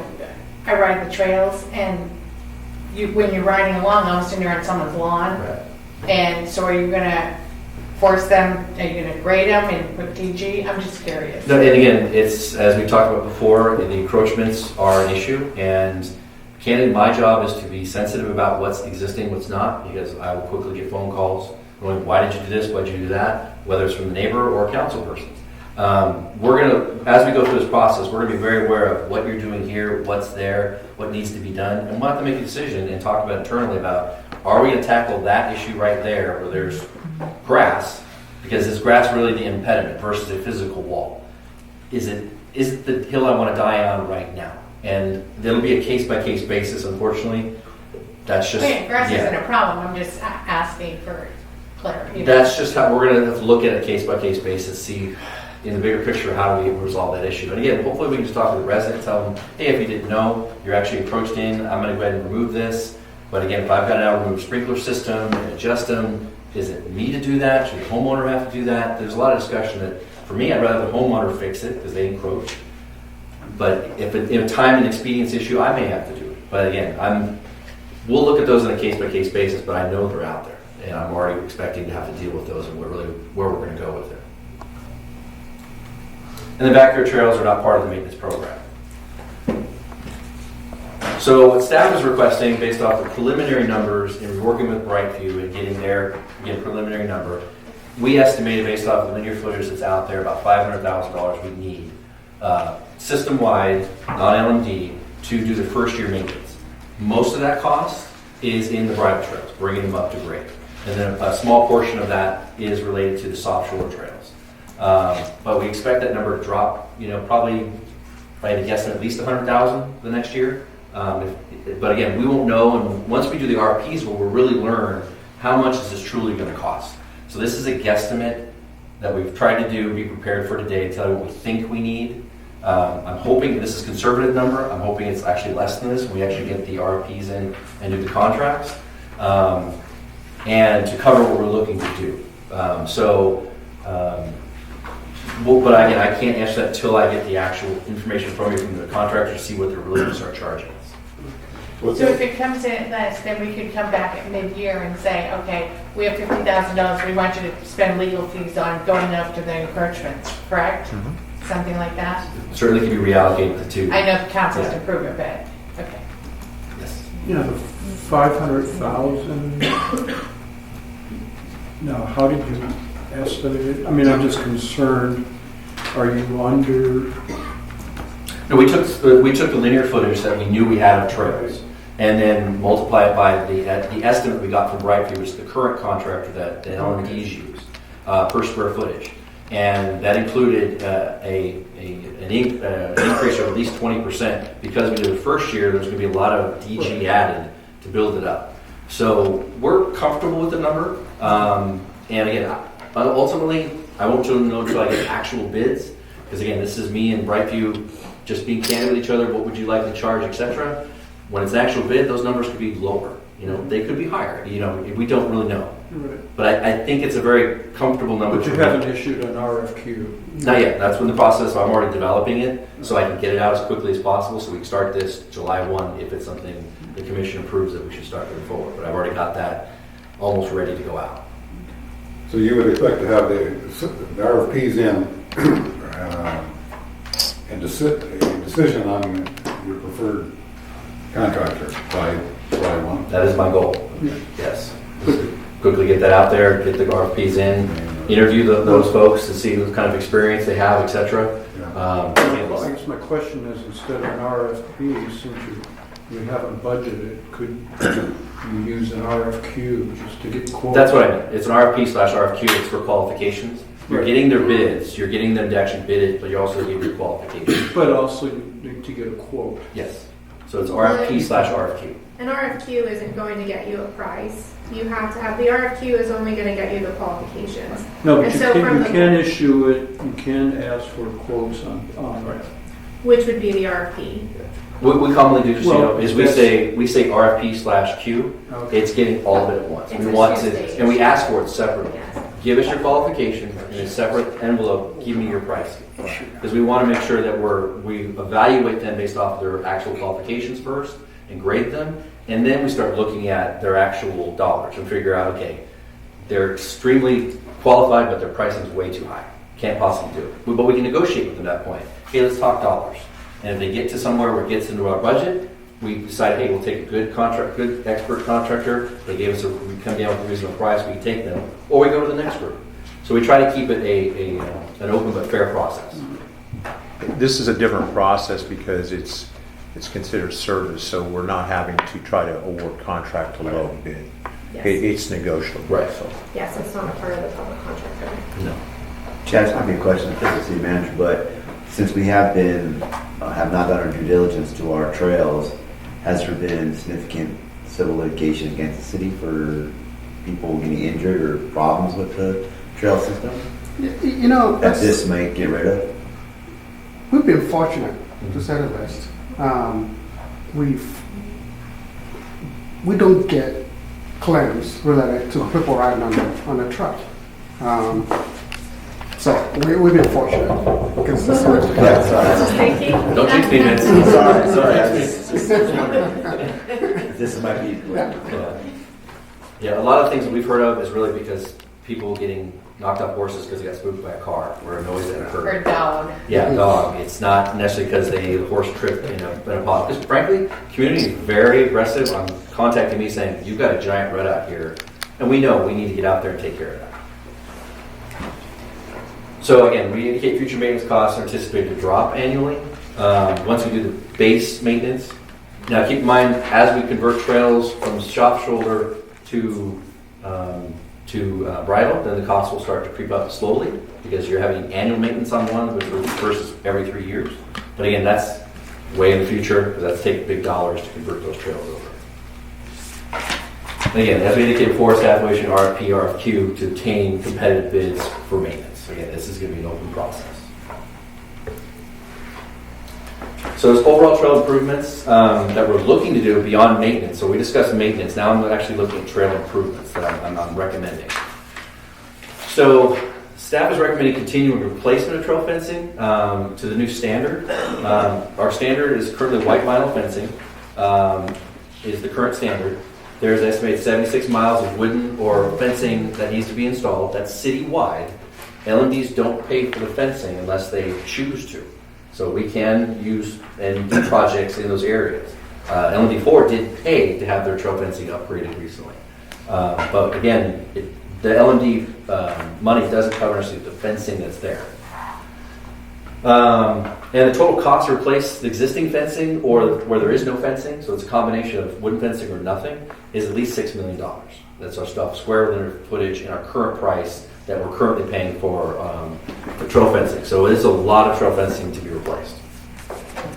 But staff is not recommending any projects to add new or upgrades to trails at this time. We really just want to focus on let's get our maintenance started. but let's continue the trail fencing because it's been very positive. We've got a lot of good feedback on it in the work we've done so far. So I think for right now, let's start the maintenance and keep that going, and let it be a regular part of our process.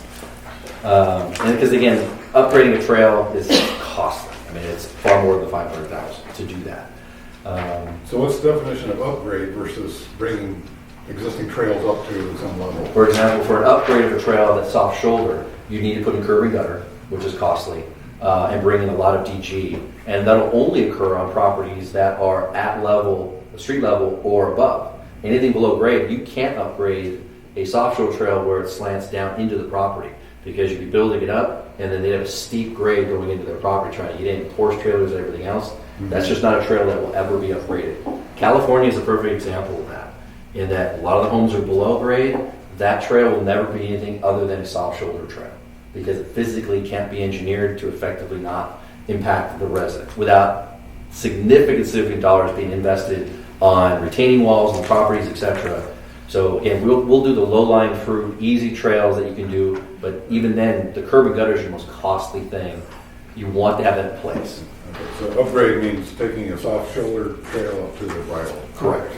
And in some cases, that's based on that's not even, on some of the soft shoulder trails, they don't even meet the standards. They're not 12 foot wide. Right. So you have that issue too. They're always going to be a soft shoulder trail. They identified that years ago, but it was never enough right of way to really create a full engineered bridle trail. Okay, thank you. So trail fence funding, since we're also asking for trail fence funding, staff is requesting $100,000 from Measure R for installation of light vinyl fencing. The STUC committee in our discussions, we want to seek $250,000. I'm asking for $100,000 because I currently have $150,000 that I got recently received from development impact fees from new development. So that number has dropped down. Instead of asking for $250,000, I'm asking for $100,000 because it will give me a whole total of $250,000. And again, the recommended locations for the new vinyl fencing will be determined by the STUC committee in June. We haven't yet had a chance. We met with STUC earlier this year to basically review the options I'm giving you now as far as the overall funding we want to do. But we didn't have an opportunity to choose the locations at this time. We'll do that early in June. We have a meeting the first week in June. Most likely, again, those recommendations come from staff. Some of them will be the current streets we're going to do because we want to finish the street and paving and then finish the trail fencing. It cleans up and finishes that road off. Some areas need to be finished off that have been done. We just had recent Pesley Avenue has some fencing that was just done between 6th and 7th, but the other half wasn't done because again it got replaced because flood control paid for it to be replaced because they took it out, put the new storm drain in. We now want to finish that other half off. So there'll be different places. We're going to have a list of recommendations of those locations that should get trail fencing. But as you know, again, I got $6 million trail fencing I could put almost anywhere. Yes? Can you tell for people who don't know what STUC is? Oh, the Streets, Trails, and Utilities Commission. I'm sorry about that. Yeah.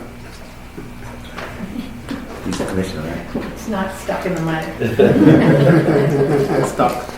And routinely, just so you know what we do, like we did this last year, we picked a long list of streets just in case some street falls out. And I actually had this last year because when we actually went out to go do the work on Stetson, the utilities were right under the fence about 2 feet. So the contractor we had said he was not touching it. Or if he had to touch it, it would be twice the amount of money because he has to hand dig it. So we took that street out of the project temporarily and ended up doing 5th Street in front of the prison. And that was one that the STUC committee decided they would like to see done. So we'll have a larger list of streets that actually needed so that we can always shift if we need to based off the conditions that are actually experienced in the field. Right now we're still doing Stetson, but now my crew is doing it on their own, one house at a time, hand digging it with our equipment and only getting a foot down to put those posts in, etc. So we're all still doing it, but now we have it done by us over many, many months because it's a painstaking process. Any questions before I go on the streets? Can schools be made, in front of the schools be made a priority? Chad? Can in front of the schools? Anything can be made a priority. That's not up to me. Okay. Can a resident pay the city to put in fencing if they want to pay for it? We don't do that, no. At my candid comment, if a resident wanted to pay for it, I would suggest they just call a local contractor But it's okay, they can do it. Absolutely. We do not stop any resident who wants to upgrade their trail fencing in front of their house. So you've got an estimate of $6 million for 76 miles of living or no fencing. Right. And you're asking for 100,000. 2 years ago. Right. Okay, so rough numbers, that's not very many miles. Nope. But because there's a lot of need elsewhere. Again, trail fencing is a luxury, in my mind, not a necessity as far as upgrading it. We'd love to have it everywhere, but there are a lot of other needs between Brian and myself that really need, that are $1 million projects. So you can see, I'm glad to start anywhere. So if we can continue it, I'm really happy. You have another 100,000 Yeah. from 150 from Right. elsewhere. So total, I'd be spending 250,000, which is really good. Last year was 200,000, 250,000. That's a great progression to keep going that direction. So are you focusing on like gateways? So obviously you've just done California and that area, which is near where I live, so thank you. It looks pretty. Are we focusing on gateways, business community areas where it's going to raise the revenue for the city potentially? Is that the focus, or what are you looking at?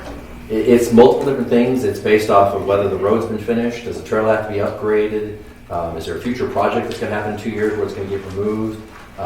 It's a combination. For staff, we're just looking at the most efficient, effective use of the money, but Stuck also brings their ideas and thoughts about what should be done and why. And we take that all together and decide, okay, here's what we're going to do. And ultimately, council gets that, and they switch it. It's like California. They were promoting doing 6th Street, getting all of 6th Street done white vinyl. They shifted it and said, no, let's do California. So we all come with a plan and our best ideas, and ultimately, council at that point changes. So we just try to be fluid. We just want to put stuff in. So my goal is just to get it in. So there isn't a set, this is their list of priorities that you go through. It's just kind of what's going to work in this situation. Okay. Before we So go if into streets. Sorry, so if we elect to do this 100,000, we are not necessarily a part, the Stuck committee is going to be a part of which and where Right. the 100,000. We're just saying that 100,000 can go for it, but we're not necessarily specifying a specific project or a specific area of the city. Correct. You're just making sure that it goes to that, and we spend it on that. So And if we chose to do that, and we chose to make a recommendation to that other committee, can we, or commission, can we, or like how specific? Yes, you can. Yes. Yeah, there's nothing precluding this commission from making recommendations on anything. Like I said, staff's going to come with our recommendations based off the team that we work with, and ultimately this commission can formulate their own ideas if they want to. Come to our meetings and recommend it. Well, I'm just wondering, if we're taking this specific amount of money and it's going to go into a pool, and we may have some other projects that we're deciding we want this fencing used to do this entire other project, like, if we're picking an area, we want to pick this whole area and do the whole area. There might be some things to it, and it's very fluid. And sometimes I like to know. It's hard to say if that's overstepping our boundaries, because That's what I'm asking. Because I think our boundaries is to just say, this is how much it's going to go into the budget. We're making recommendations on funding, but not necessarily on particular projects. My comment would be, you have a specific commission that really has been tasked to do that. Yeah. I would encourage you to go with what they recommend, because I come with my list, they tear it apart, decide whether they want to support it or not. And I appreciate that. And I then just wanted to know how it again, works. bring it in the future. We certainly have this process done in the future, in March of next year. Absolutely. Give you a whole list. Here's what we reviewed. Here's what the subcommittee recommended. Because of time and urgency, we just didn't have that benefit to do it. Because again, I'm looking at probably balancing most of these trails to be done with the streets I'm going to do, which at the time I didn't know until 2 weeks ago all streets I was going to recommend. And that's all funding sources. So absolutely, I believe you can pick anything that you want or say, no, we want this done instead. But again, you have a group that's been tasked to do that. And so your intention for the next budget cycle, when this is in earlier, you'll actually come with a proposal of exactly what you're 100%. recommending. Right now, we're just kind of winging it. Okay. Because honestly, we didn't even know how we're going to divvy up the funds. Like I said, it's each department's trying to figure it out. We'll have a better idea the next time and be able to I know it's likely going to be this, it's going to be that. How much can we do with this? And we'll come prepared. Absolutely. If I could make a suggestion here, because Brian is not going to be here at our next meeting, I like to take public facilities first before we go into streets, if you don't mind.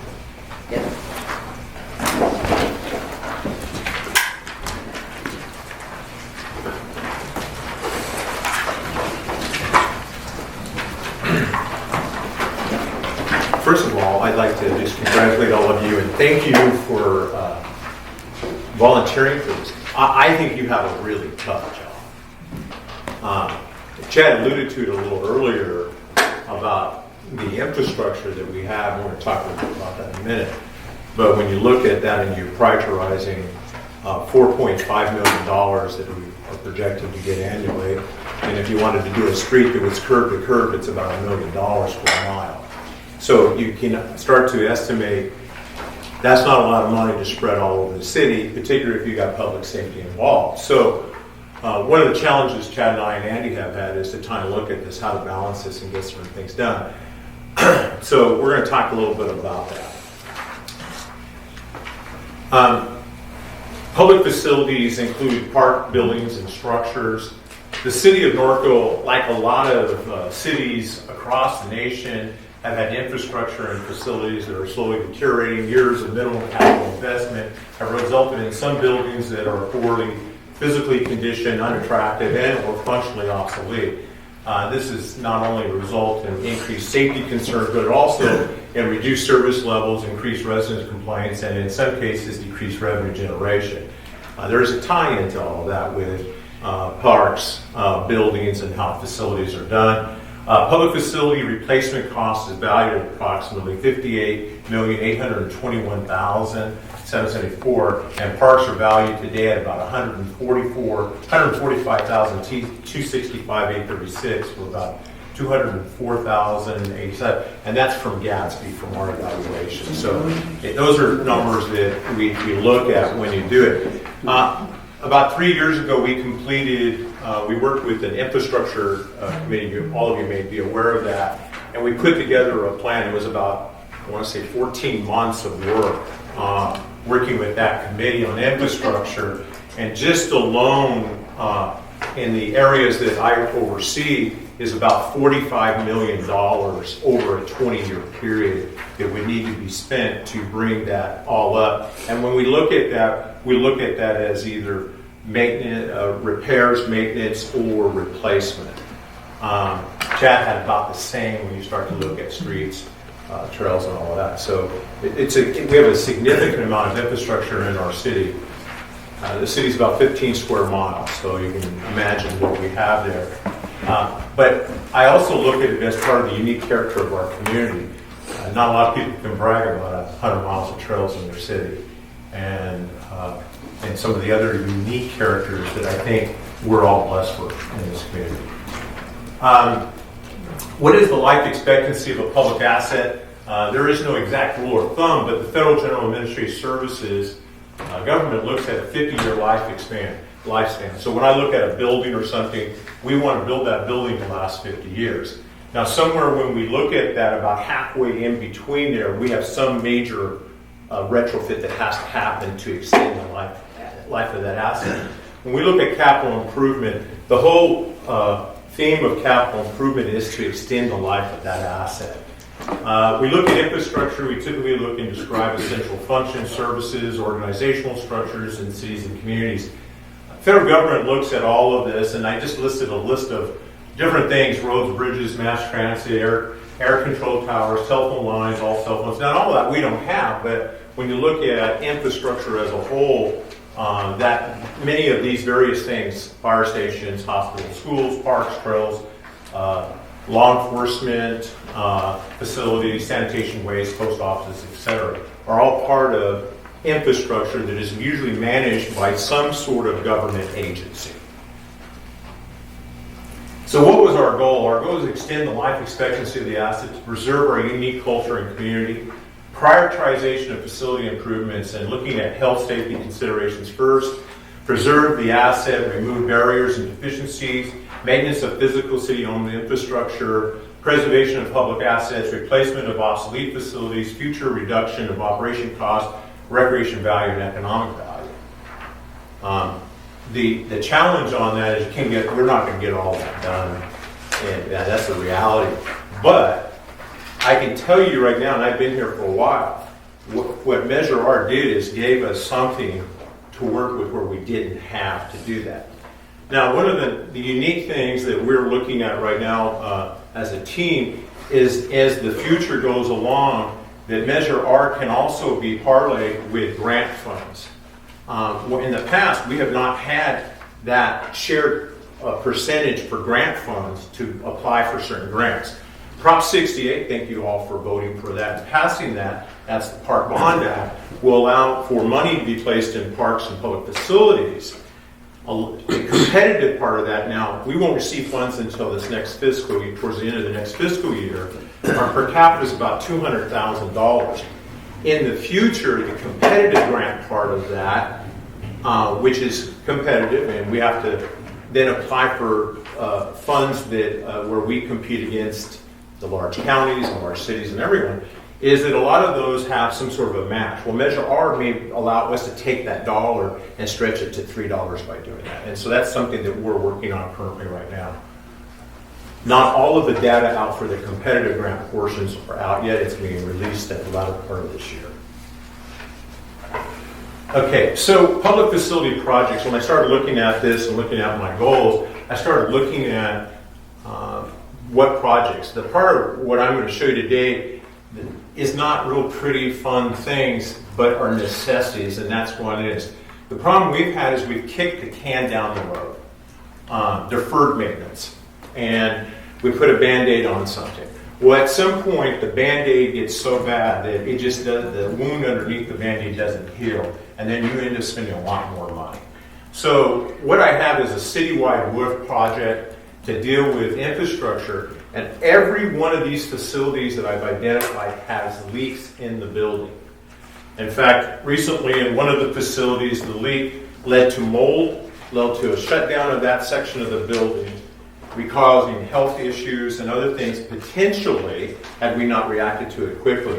We had to tear that whole section out and redo that section of it. And that was done because leaks, trying to defer it, putting patches on. This is a citywide program. This provides us with a maintenance program, and it provides us with 15 to 20 years worth of roof, what I want to call guarantee.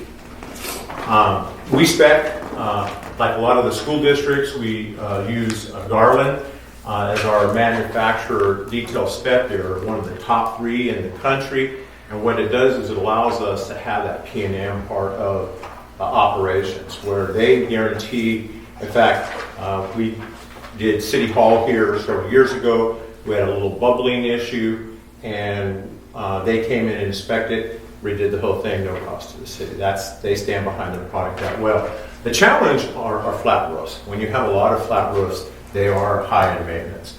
Waymaking snack bars, these are heavily used by our youth organizations. Waymaking equipment room, this is where all the equipment for Little League and Junior All-American football, they store all their stuff in those particular rooms. City Hall, I have leaks in all of our skylights. The roof is good, but the skylights were here prior to even the city taking this building. So that they're approximately 30 years old. They're the older acrylic type skylights. You could not replace it with that type of light now. To replace all the skylights within here and correct all those problems. That is it. Station 57 and 47. We have leaks in those facilities. 57 is a really unique one. We had done an improvement at 57. It's almost 10 years ago now, but the roof wasn't done. And one of the problems that is very unique on that roof is it is a foam roof. Which, in other words, being close to the river, every crow in the world wants to come and peck that roof. So if I took you up on the top of that roof, it's spattered with holes. We would tear that out and put a new roof in, one that the crows don't like.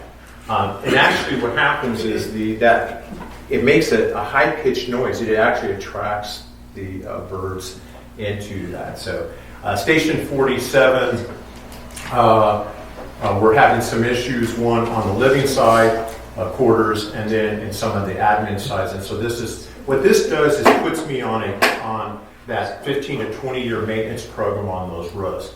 Nellie Weaver Hall, metal roofs. We have two facilities, Riley Gymnasium and Nellie Weaver Hall. Both are what we call Butler buildings.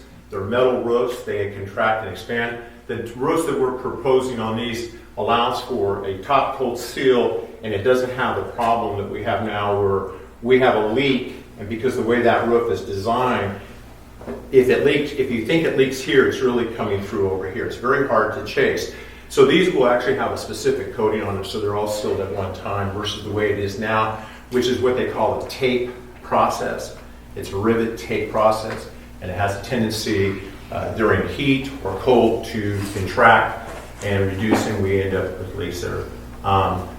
The Parks building, one of our buildings there is actually considered a historical building by our historical commission, and we have to do some work with that. And that's actually because it's historical.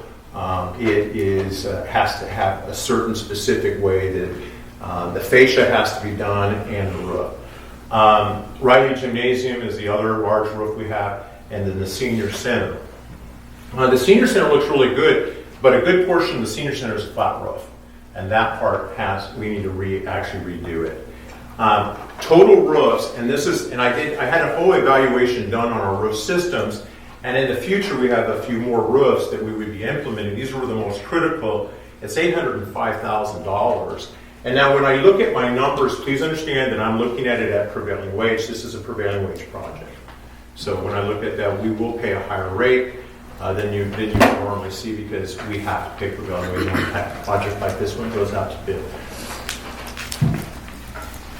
Sheriff's Substation, City Hall. The lieutenant's not here right now, but we have a pretty major infrastructure. Many of you may not know it, but we actually have a jail. We have a prisoner's restroom. We have locker rooms here. That's why we're able to use this as a substation. Guys can come and go from this facility. One of the problems we have when you have this type of facility, the level of what needs to be done from a security standpoint is really heightened. One, cameras, microphones, inner rooms. My problem with the system that I have is everything has gone digital. We are not digital in our cameras and other areas of this, so it needs to be upgraded. The other part of that is the exterior part of the sheriff's substation needs an upgrade in the cameras. One, we don't have, even though I've updated the lighting there, still do not have really good visual because they're not digital cameras. So this would improve all of our camera security system and the new server. It also includes, one of our problems in the sheriff's substation is that our server room for the sheriff's substation, the armory, and our supplies for office supplies are all housed in one area. Not ideal, not what the lieutenant, the captain, or the sheriff would like. What this will do is we will actually build a separate room to maintain the server area and the supplies, keeping the armory very separate from that. Now, you can't get in that room without having that special authorization. However, it's not ideal. It's not what we want our substation to be like this. So this would also correct this. This also takes a look at City Hall. City Hall is the people's facility. And what it does is we're going to go through, we're going to repaint it and do the sign. If you haven't seen the City Hall sign, part of it is falling off. It would fix that. It would also fix some of our lighting on the building. We just did some improvements there to that. But it also, in today's world on public facilities, we have to look at security. It also will have a review and design for our counters to look at barriers and cameras for those particular areas. We hate to say it, but facilities like this are vulnerable, and today we need to take a look at that particular type of system. Our counters have a lot of accessibility, and to have that sort of distance is something that will be evaluated and as part of that improvement project, and that deals with the counter entryway and security. We just redid our parking lot. The one thing we have in our evaluation from the engineer, which was not part of that, is we have one ramp or ADA lift, which means that the ADA handicap spot does not meet the height that it needs to be, so that has to be done. And so we have money set aside to improve that particular section. The signage, exterior paint, the architect who would do the design and look at the frontage of the areas for that. So we have a subtotal of $495,000. You'll see other funds available, so that we have $200,000 in additional funds elsewhere. So the actual request here is $295,000. Air conditioning units and swamp coolers. This really deals with City Hall, the Senior Center kitchen, and Riley Gymnasium, which has vacuum coolers. Later in future years, I have replacement of ACs throughout the city, but I have those all prorated out. We're only dealing with this next fiscal year. City Hall, for example, we've replaced some. We have 17 AC units on City Hall right now that are almost 30 years old. They are at SEER 6. If you look at what Title 24 is, we're at 16. So you can understand that these air conditioning units are not efficient at all. And they cost a lot more money than what it is. And so operationally, by replacing this, we should be able to save money over a period of time from the issue of power usage. The one problem we have too, the state of California adopted Title 24 and actually did a modification to Title 24, which requires us to take everything to a certain energy efficiency. So you're going to see me refer to that in some situations. I don't have a choice on that. Over time, we're going to have to meet Title 24, or we're subject to possible fines by the state of California. So this would bring everything here at City Hall into Title 24. Evacuation coolers, well, ACs later at Senior Center would be redone, but in we have a commercial kitchen because we do a food program at the Senior Center. So you have a commercial hood that goes over the stove. All right. So that sucks out the bad air, but you have to put in equal fresh air. That's done through the evacuation. There's another way of doing it, but it's a lot more expensive. So, by the way, it's now at a replacement. It needs to be done. And the same thing, we have most of Riley Gymnasium is not AC, but we do have large evacuation coolers there. So those would be replaced. Riley Gym is one of our most heavily used facilities in the city. Parking lots. I've identified Riley Gymnasium. We were able to get a slurry this last year done on it. It helped us get through some problems. This isn't just a slurry job. The slurry helped us from a safety standpoint. Riley Gym actually needs reconstruction, grind and overlay. There are issues of safety, trip hazards in there. The slurry helped us buy us time not to come back and ask for emergency funding. So we bought some time with that to redo that parking lot. If you've been in Riley Gym, this year we're proposing to replace the insulation. That's a Title 24 requirement to help us meet our qualifications. If you haven't been in Riley Gym, you'll notice that the insulation is actually literally falling off the roof and onto the ground and onto people. Luckily, it is not heavy, and we have had nobody injured in that process, but this is what it would cost to redo that. We also have some other capital money we'll be placing to do some of the other improvements there. This is one, and I've listened to project summaries that kind of give you an idea of some of the components of this. And actually, I have to say that there is the project summary. I think this is dealing with one coming up. ADA assessment. So bottom line, in '92, the Americans Disabilities Act, which is a federal law, was approved, that everyone should have equal access. And so many of you are probably aware of that. In 2012, there was an update to the Americans with Disabilities Act. What this ADA assessment does is takes a look at what our needs are, assessing those, putting together a long-range program to meet it. When the city did its first assessment, the building and safety department did it. It wasn't really thorough as it should have been to meet the 1992 requirement. This would bring us into not only the 92 requirement, but also the 2012 requirement.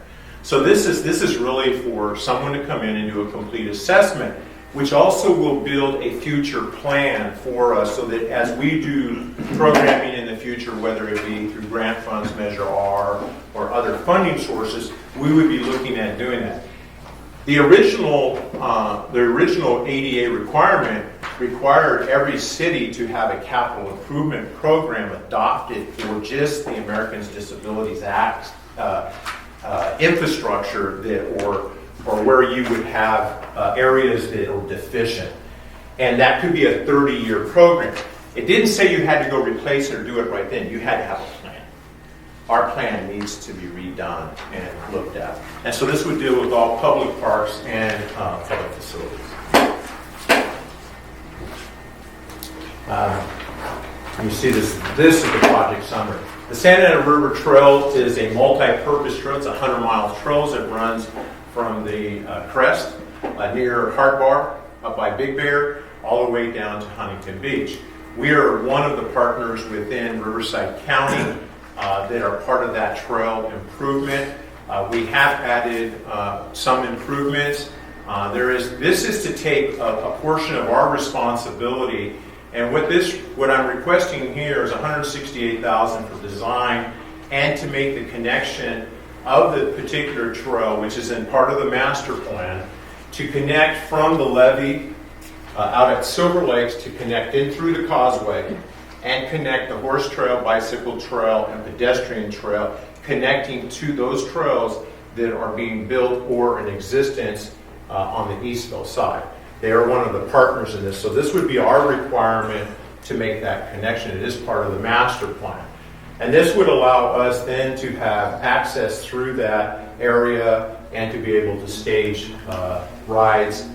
It would also allow for bicyclists as well as pedestrians to have access. Currently right now the causeway is there, but the improvements, the handicap path is not there. Those things are part of this particular project.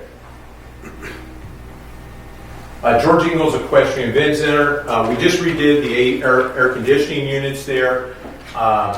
We have 4 new 12.5-ton units. That is a 10,000 square foot facility. And we just completed that part of the project. The one lacking part of that project that needs to do and to make Title 24 is the insulation. One of my problems with both Nellie Weaver Hall and Riley Gym is leaky roofs. Does not help me at all with insulation. So this would allow us to redo the insulation to get our R factor up for to meet Title 24. The ACs do it, but I don't meet Title 24 just with air conditioning alone.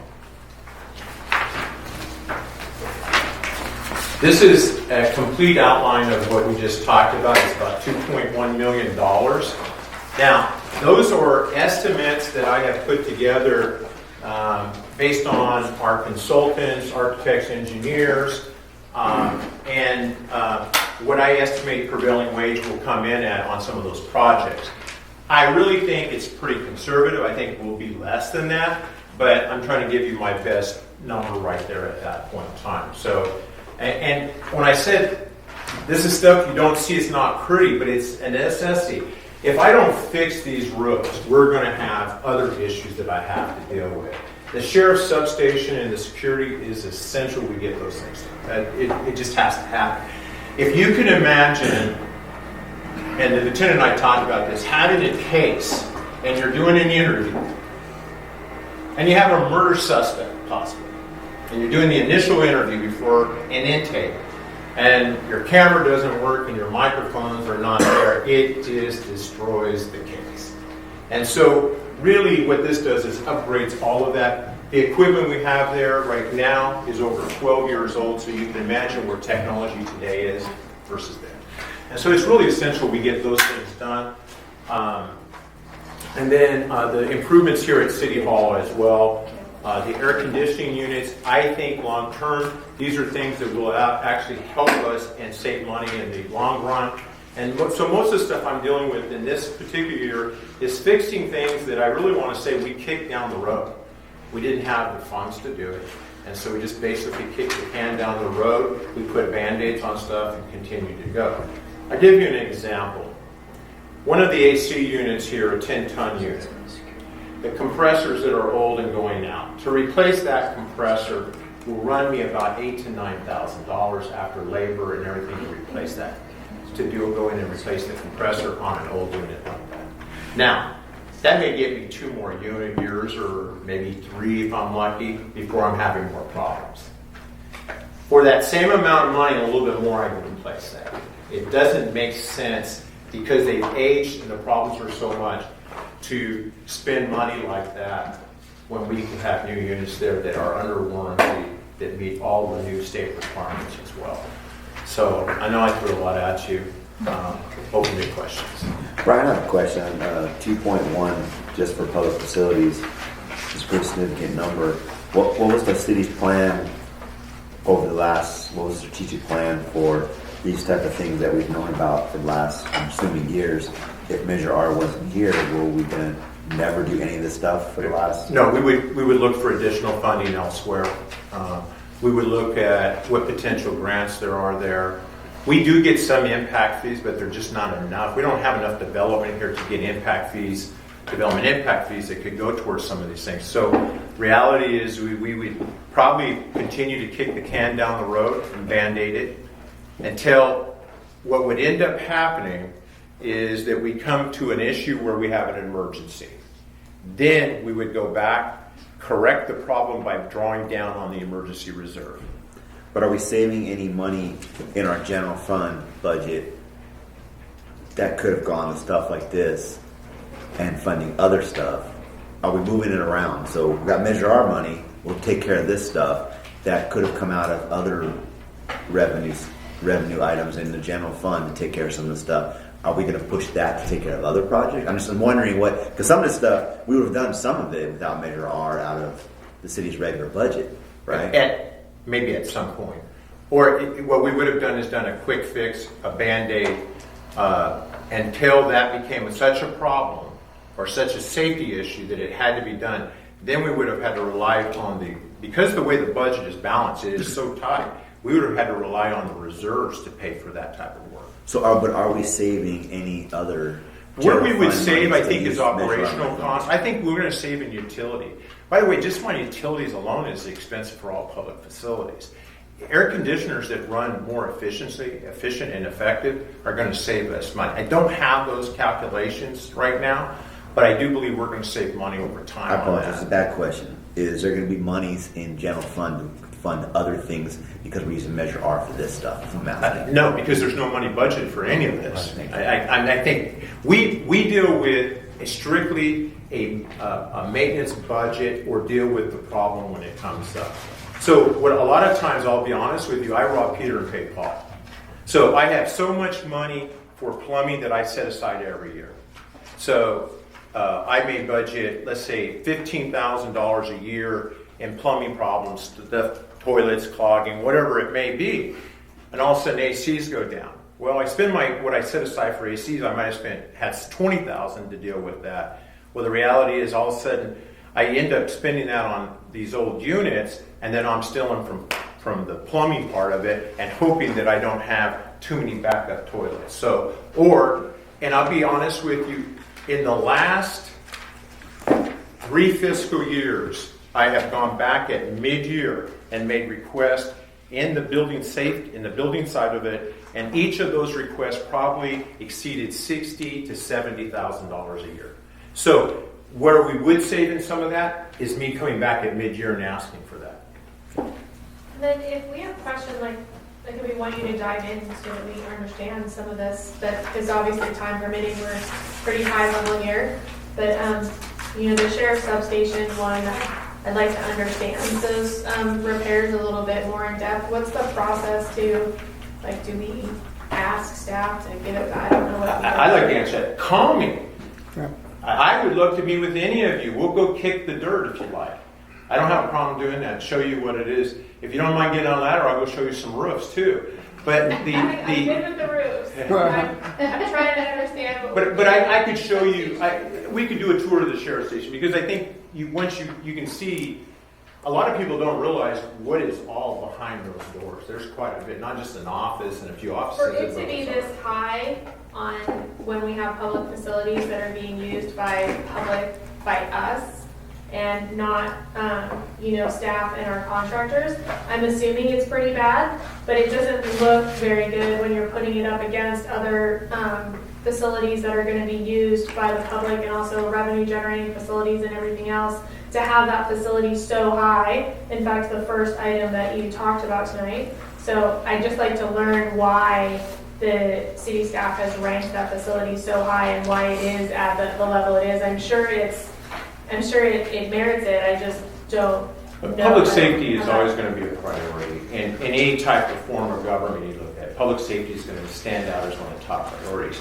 For those officers to, pardon me? Our public safety, Yeah. yes, but I'm not understanding what you're saying that you're doing with the sheriff's facility, so I was just curious if there was more information or pictures or something that would be really easy. I'm sure you've submitted some kind of major document somewhere along the line that's explained it, so I was kind of curious, how do we get that information? Do we put it in If requests? I understand what you're asking correctly, is it, for example, in the sheriff's substation, a lot of what that is to upgrade all of the security cameras, microphones, and things that are used in that facility. The prisoner, where our jail cell is, that has to be monitored. And you've explained the reason why you feel that should be improved. But to the general public, okay, we just spent $500,000 on improving the police station. Yeah. Why? So What do they get out of it? To go from analog tapes to digital is very expensive. And you have to buy the storage to store the stuff. And it's like upgrading your computer. I mean, cameras are not expensive now at all. A $200,000 camera system is a crazy camera system. To put a camera system into a park facility with multiple cameras is under 10 grand to have some kind of, to record it and have the tapes available. So I'm just trying to understand, what are you, what is this? It's more than a Yeah, we can bring back to you some cost details of how these numbers are driven. This is not just a sheriff's substation. Part of what is included here is also so part of what is included here is security of the city hall. So the front counters need to be upgraded to provide for more security to staff. Are you with bulletproof glass? No, we're not doing bulletproof glass, but we're doing some upgrade to make sure that the place is. The architect will evaluate what kind of barrier. Oh, you'd put barriers though, right? Yeah. But in city halls, you have to do that. But I think to piggyback on what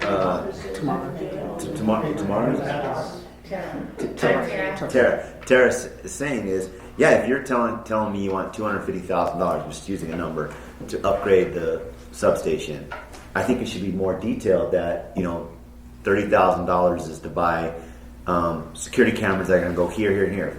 $80,000. Obviously, a roof's a roof. You're telling us it's going to cost $100,000 a roof. I mean, there's nothing more we can do about that. But just a blanket amount of money. I don't know. Is that kind of what you're alluding to? I just want to know a tiny bit more. I just want to understand it. It's very high in your priority, and So for security systems, it's not just the sheriff's; it's also city hall. We have no cameras else other than the sheriff's area, so it would expand that. A bulk of it, though, is being spent there. One of it also is that when we put that system in, it's managed by a contract security company. So we pay for that annual service and maintenance. When something isn't working properly, they need immediate response on that type of thing. So all of that is included in that versus me going down and just buying a system. It's managed and monitored. For example, the evidence room. Evidence room has a special security system on it. Only certain people can even get in that. It requires a smart card like this. This smart card couldn't. You can't get into the sheriff's area without an authorized smart card. All of those things are part of that facility. Part of it is also, I have a problem with, I need to construct a section to move my server and everything in that. And I don't doubt that. And it's not going to be a lot, but it's important. still probably about 8 to 10 grand just for that. I don't doubt that it is that important because staff is putting it forward. I just want to understand it. Right. Yeah, and part of it is that because we have a contract, we have to give a level of a certain service because of that contract. And so that's part of that. But a good chunk of this right here is part of City Hall. We don't have cameras anywhere. Gina, who's our finance officer, right here where we take in thousands of dollars, there is no cameras there. There's no identification there. So it's intermingled because it's kind of hard to, like, it was the first part of the conversation was to talk about the substation, but it, like, the expenses are kind of mixed in together. So by next, I didn't understand. at your next meeting, we'll provide you more details to that. Thank you. So I think that's what you asked. Right, because the actual maintenance should be part of operating, not part of this, like you're saying, the servicing part of it. oh. You know, the monthly service fee to No, come out. I don't think that's right. No, that doesn't. that You guys should don't not deal be with it. included That's in not there. included in that. No, once we put that new system in, there's a maintenance fee that becomes general fund. Right, that's what I thought. Okay. And in some cases, because I've already put the maintenance fee in there, it's already built in, unless I'm adding additional cameras and things. But we can break that out a little bit more for you. We haven't done our full analysis yet on that, but we do have our initial breakout, and I can provide you with that. That'd be great. Just the other part of that is some of our recommendations in our facilities that we have access everywhere. It requires now a smart card in this proposal for people to go into certain sections. If someone wandered through the front of City Hall, they could wander all the way back and all of a sudden be standing in Gina's office, which is over in the back corner, and that's just not the way it should be. You can't do that anymore. It just doesn't work. So it provides for that type of security system and I put Sheriff's Substation plus City Hall. So we can break that out for you. Now, I'll be honest with you, the counter entryway and security, some of that is an estimate at this time, and I won't even really know until I have an architect really take a look at that and meet with staff and what their needs are. But that's my best estimate at this point. Okay. But we can do that for you. I'm going to ask that we defer the streets till the next meeting. Can we do that? Absolutely. We can do that. Also, we did have a comment card which was supposed to go after 3, and this is 4, correct? Thank you. Sorry. Was there any more questions? All right. Thank you all. Corinne Holder.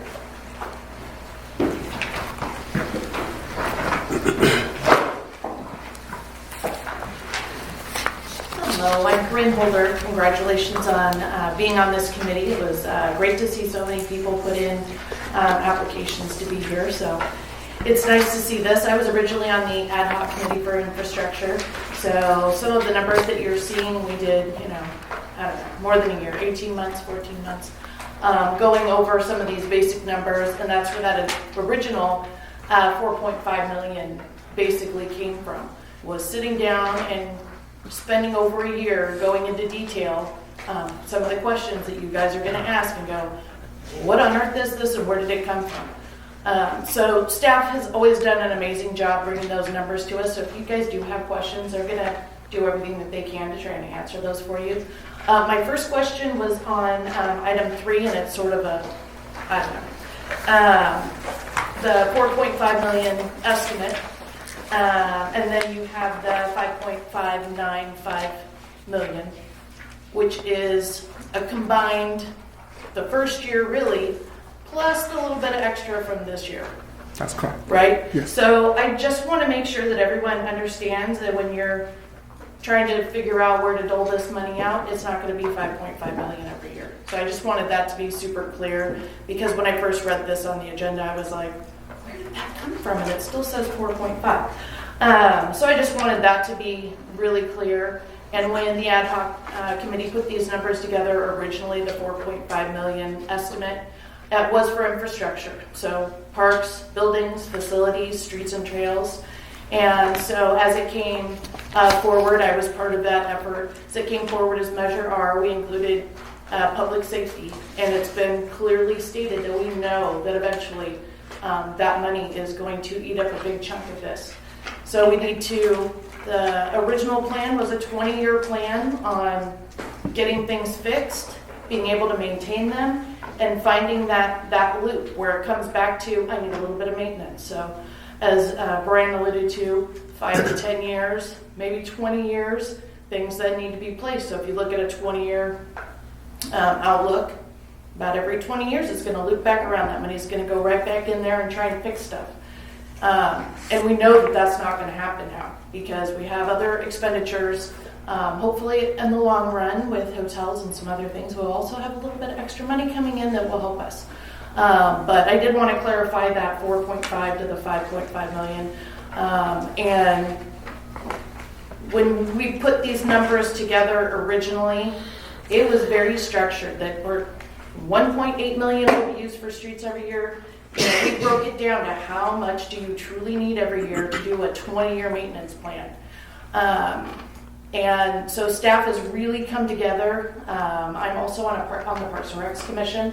Staff has really come together to work on a more flexible way of looking at that.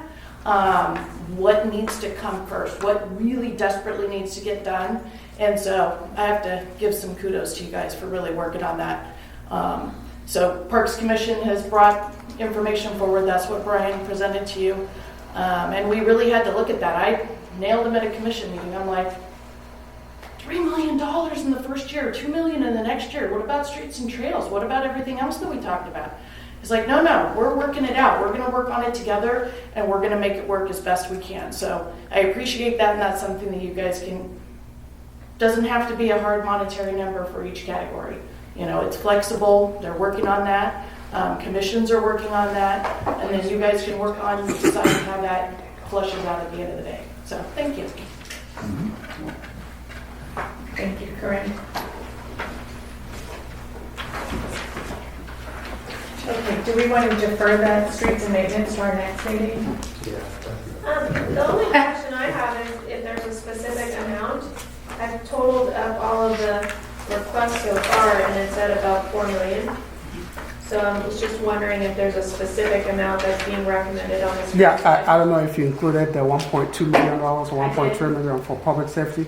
Yep. I think our number is close to the 5.5. Yeah, it should be 1.5 for streets.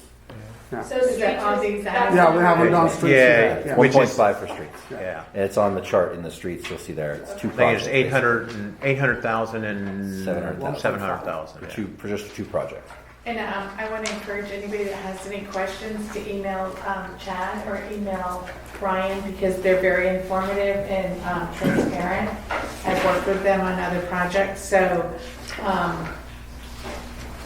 I would encourage if you have any questions. But just make sure you copy. Can they copy everybody? Yeah, absolutely. I have just a real quick question. Sometimes in a presentation like this, we don't know how much to give you either. Right. Like your question's a good one. If I got into the weeds, that spreadsheet you're talking about might be 2 pages long. But you don't need all of that. I don't want to get, so we're trying to keep it very on the top for you, but your comments are good because I can go back and decipher what we estimate for those various things and kind of give you a ballpark of where our consultant groups have come back and said this is what we're looking at, and that's very helpful. If you guys let me know that, then I can break even down a little bit more for you. So with the Brown Act, can we email everybody? Yeah, I was just going to mention that. As this is the Brown Act Committee, that you can email staff, but there cannot be conversations or discussions or actions taken via email. That is to be discussed in the open session at the next meeting. So could we ask him for a spreadsheet and then he emails it to everybody? Yes. Okay. I have a question. Mr. City Manager, was your intention on next meeting for us to have answers or decisions on this project? Ideally, what we'd like to have at the next meeting, was we complete the presentation on streets. improvement. And then for you to deliberate based on the information you've received and make some decisions or recommendations to the city council. Can we have streets and then a breakdown of the sheriff's? Yes. And then just I'm going to forward out the spreadsheet on that ahead of time for y'all. Because I won't be at the next meeting, if something comes up, I can email you directly on those, and then I'll have staff to respond to anything else other than that. And just a general description, I mean, if larger than this, not the 100,000, but maybe down to the 20,000 foot with some of the numbers associated with the project would be great. You know, one of the just another comment is that you're new to this, we're new to this process too. So we're all in it for the long haul. So I think the more questions you have, the better it is for us too, because we really don't know what you're going to want, and that'll help us a lot. So feel free, we're available for you. That's what it's all about. And if anybody's interested in wanting to meet with me and talk about the street portion and not wait, just call me and we can set up a time. Sure. It's not a problem. Yeah, with the Brown Act, we can do that with, only two people? Yeah, or one-on-one if you want to meet with staff to get more information. Okay. Certainly you can Sure. do that. Okay, I just want to double check. Yep. I don't want anything going wrong. Under the Brown Act, It's the when we majority of meet us would together, not that's meet. the problem. It's Right. when we meet, Right. not when we meet with them. Yeah, if you met individually, then it's When just we us. meet together, that's the problem. You know, and then there's and what's so hard is there's so many projects to pick and choose or do. It makes it really a challenge. So for me, and I think one of your questions was, some of the stuff I looked at was, I think it will help the general fund long term for not spending money that it was unpredicted cost, is that's what I look at. So I think that's where the saving picks up. Chair Olmsted Bowen, also I just want to add, if individual members seek information from staff, it is advisable to report that out at the open session meeting, just for the public's knowledge and the rest of the committee's knowledge as to what individual conversations take place with staff. Will you agendize that then to remind us, or? Okay, sure. I don't know, sometimes Absolutely. that's on the agenda for reports or something. Okay. I just one last request, if we can get the number from that you mentioned that the police is asking for another deputy, the cost for that, and then also fire is asking for to help the public. Can we have that number? Just have that number with us so we know that if they're asking for it, it's obviously. Again, fire is not asking for that this next fiscal year. Okay. Sheriff is not asking that for this next fiscal year, but is in the strategic plan that those are things we want to accomplish with Measure R down the road. But we'll still get that information for you, just for good purpose. So I think per Tara's calculations, the sum of all that was discussed in this, which will be discussed, comes to very close to 5.4. Yeah, and keep in mind, these are estimates, very estimate. A So lot of assuming this that's not is going, coincidence, yes. That's what the projected Measure R Right. funds are. So there's been some discussions, and a lot of thought put into, for example, all the repairs to the roofs and parking lots and such, to kind of come up with a number that fits within the expected Measure R fund. Yeah, that's we're bargaining back and forth. All right, hey, just to try and keep it to balance. But at some point, it is what it is, and you got to try and move forward. Our whole thing is if we can get as much done as possible. I think it helps us in the long range. So another question I had regarding the Measure R funds, because the hotels were mentioned. Is there a 1% tax on hotel stays? No, those are not. Those are occupancy taxes, and those are separate. Okay. Yeah. So the city's already collecting Yes. those taxes. That's correct. And here's another thing that I want to say about streets. We know that streets also have Measure A and gas tax, whereas Parks and Recs don't have those kind of dedicated funds to them, which means that the city is more of a general fund infrastructure cost. Right. Okay. Well, and you mentioned Measure A and gas tax funds. Okay. Do we have a breakdown of what Norco? Yeah, it's on the next presentation.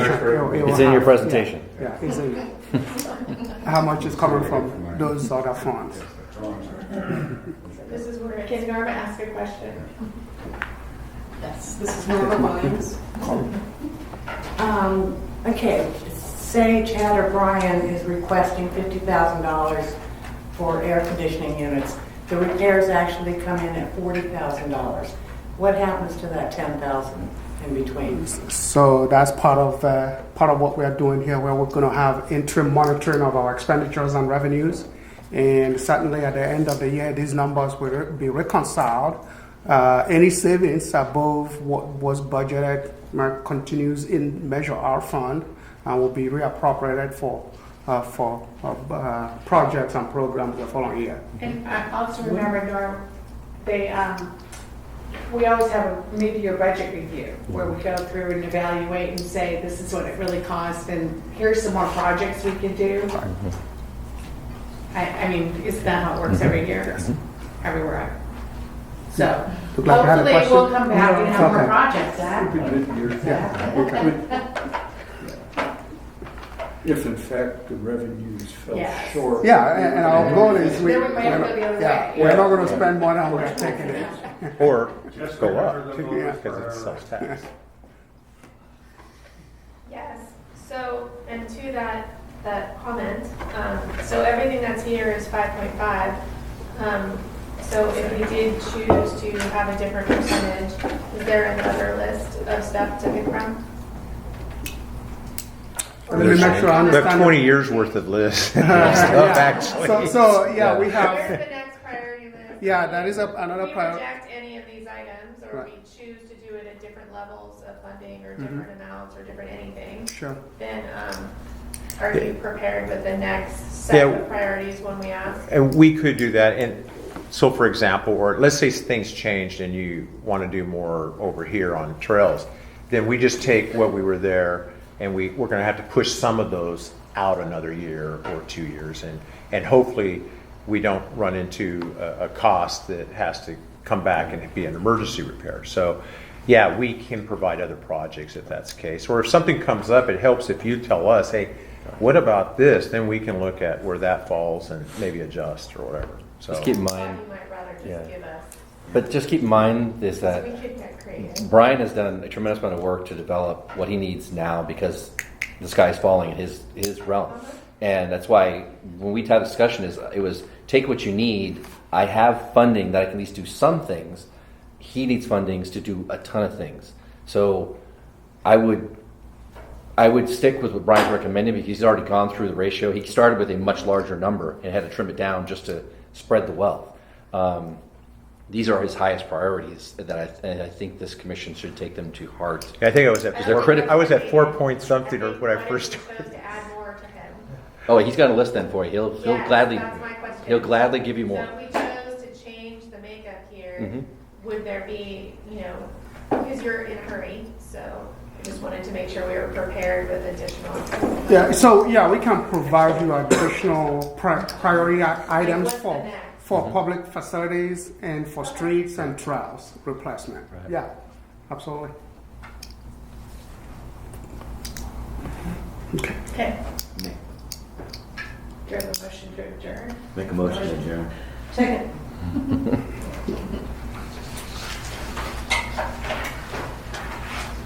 Committee members Yates, I'm here. Werhang, Aye. Sanford, For John. Gabe, or Ike, I'm sorry, Aye. Capelli, Aye. Vice Chair Scholl, Chair Olmsted Bowen. Motion passes unanimously. Thank you.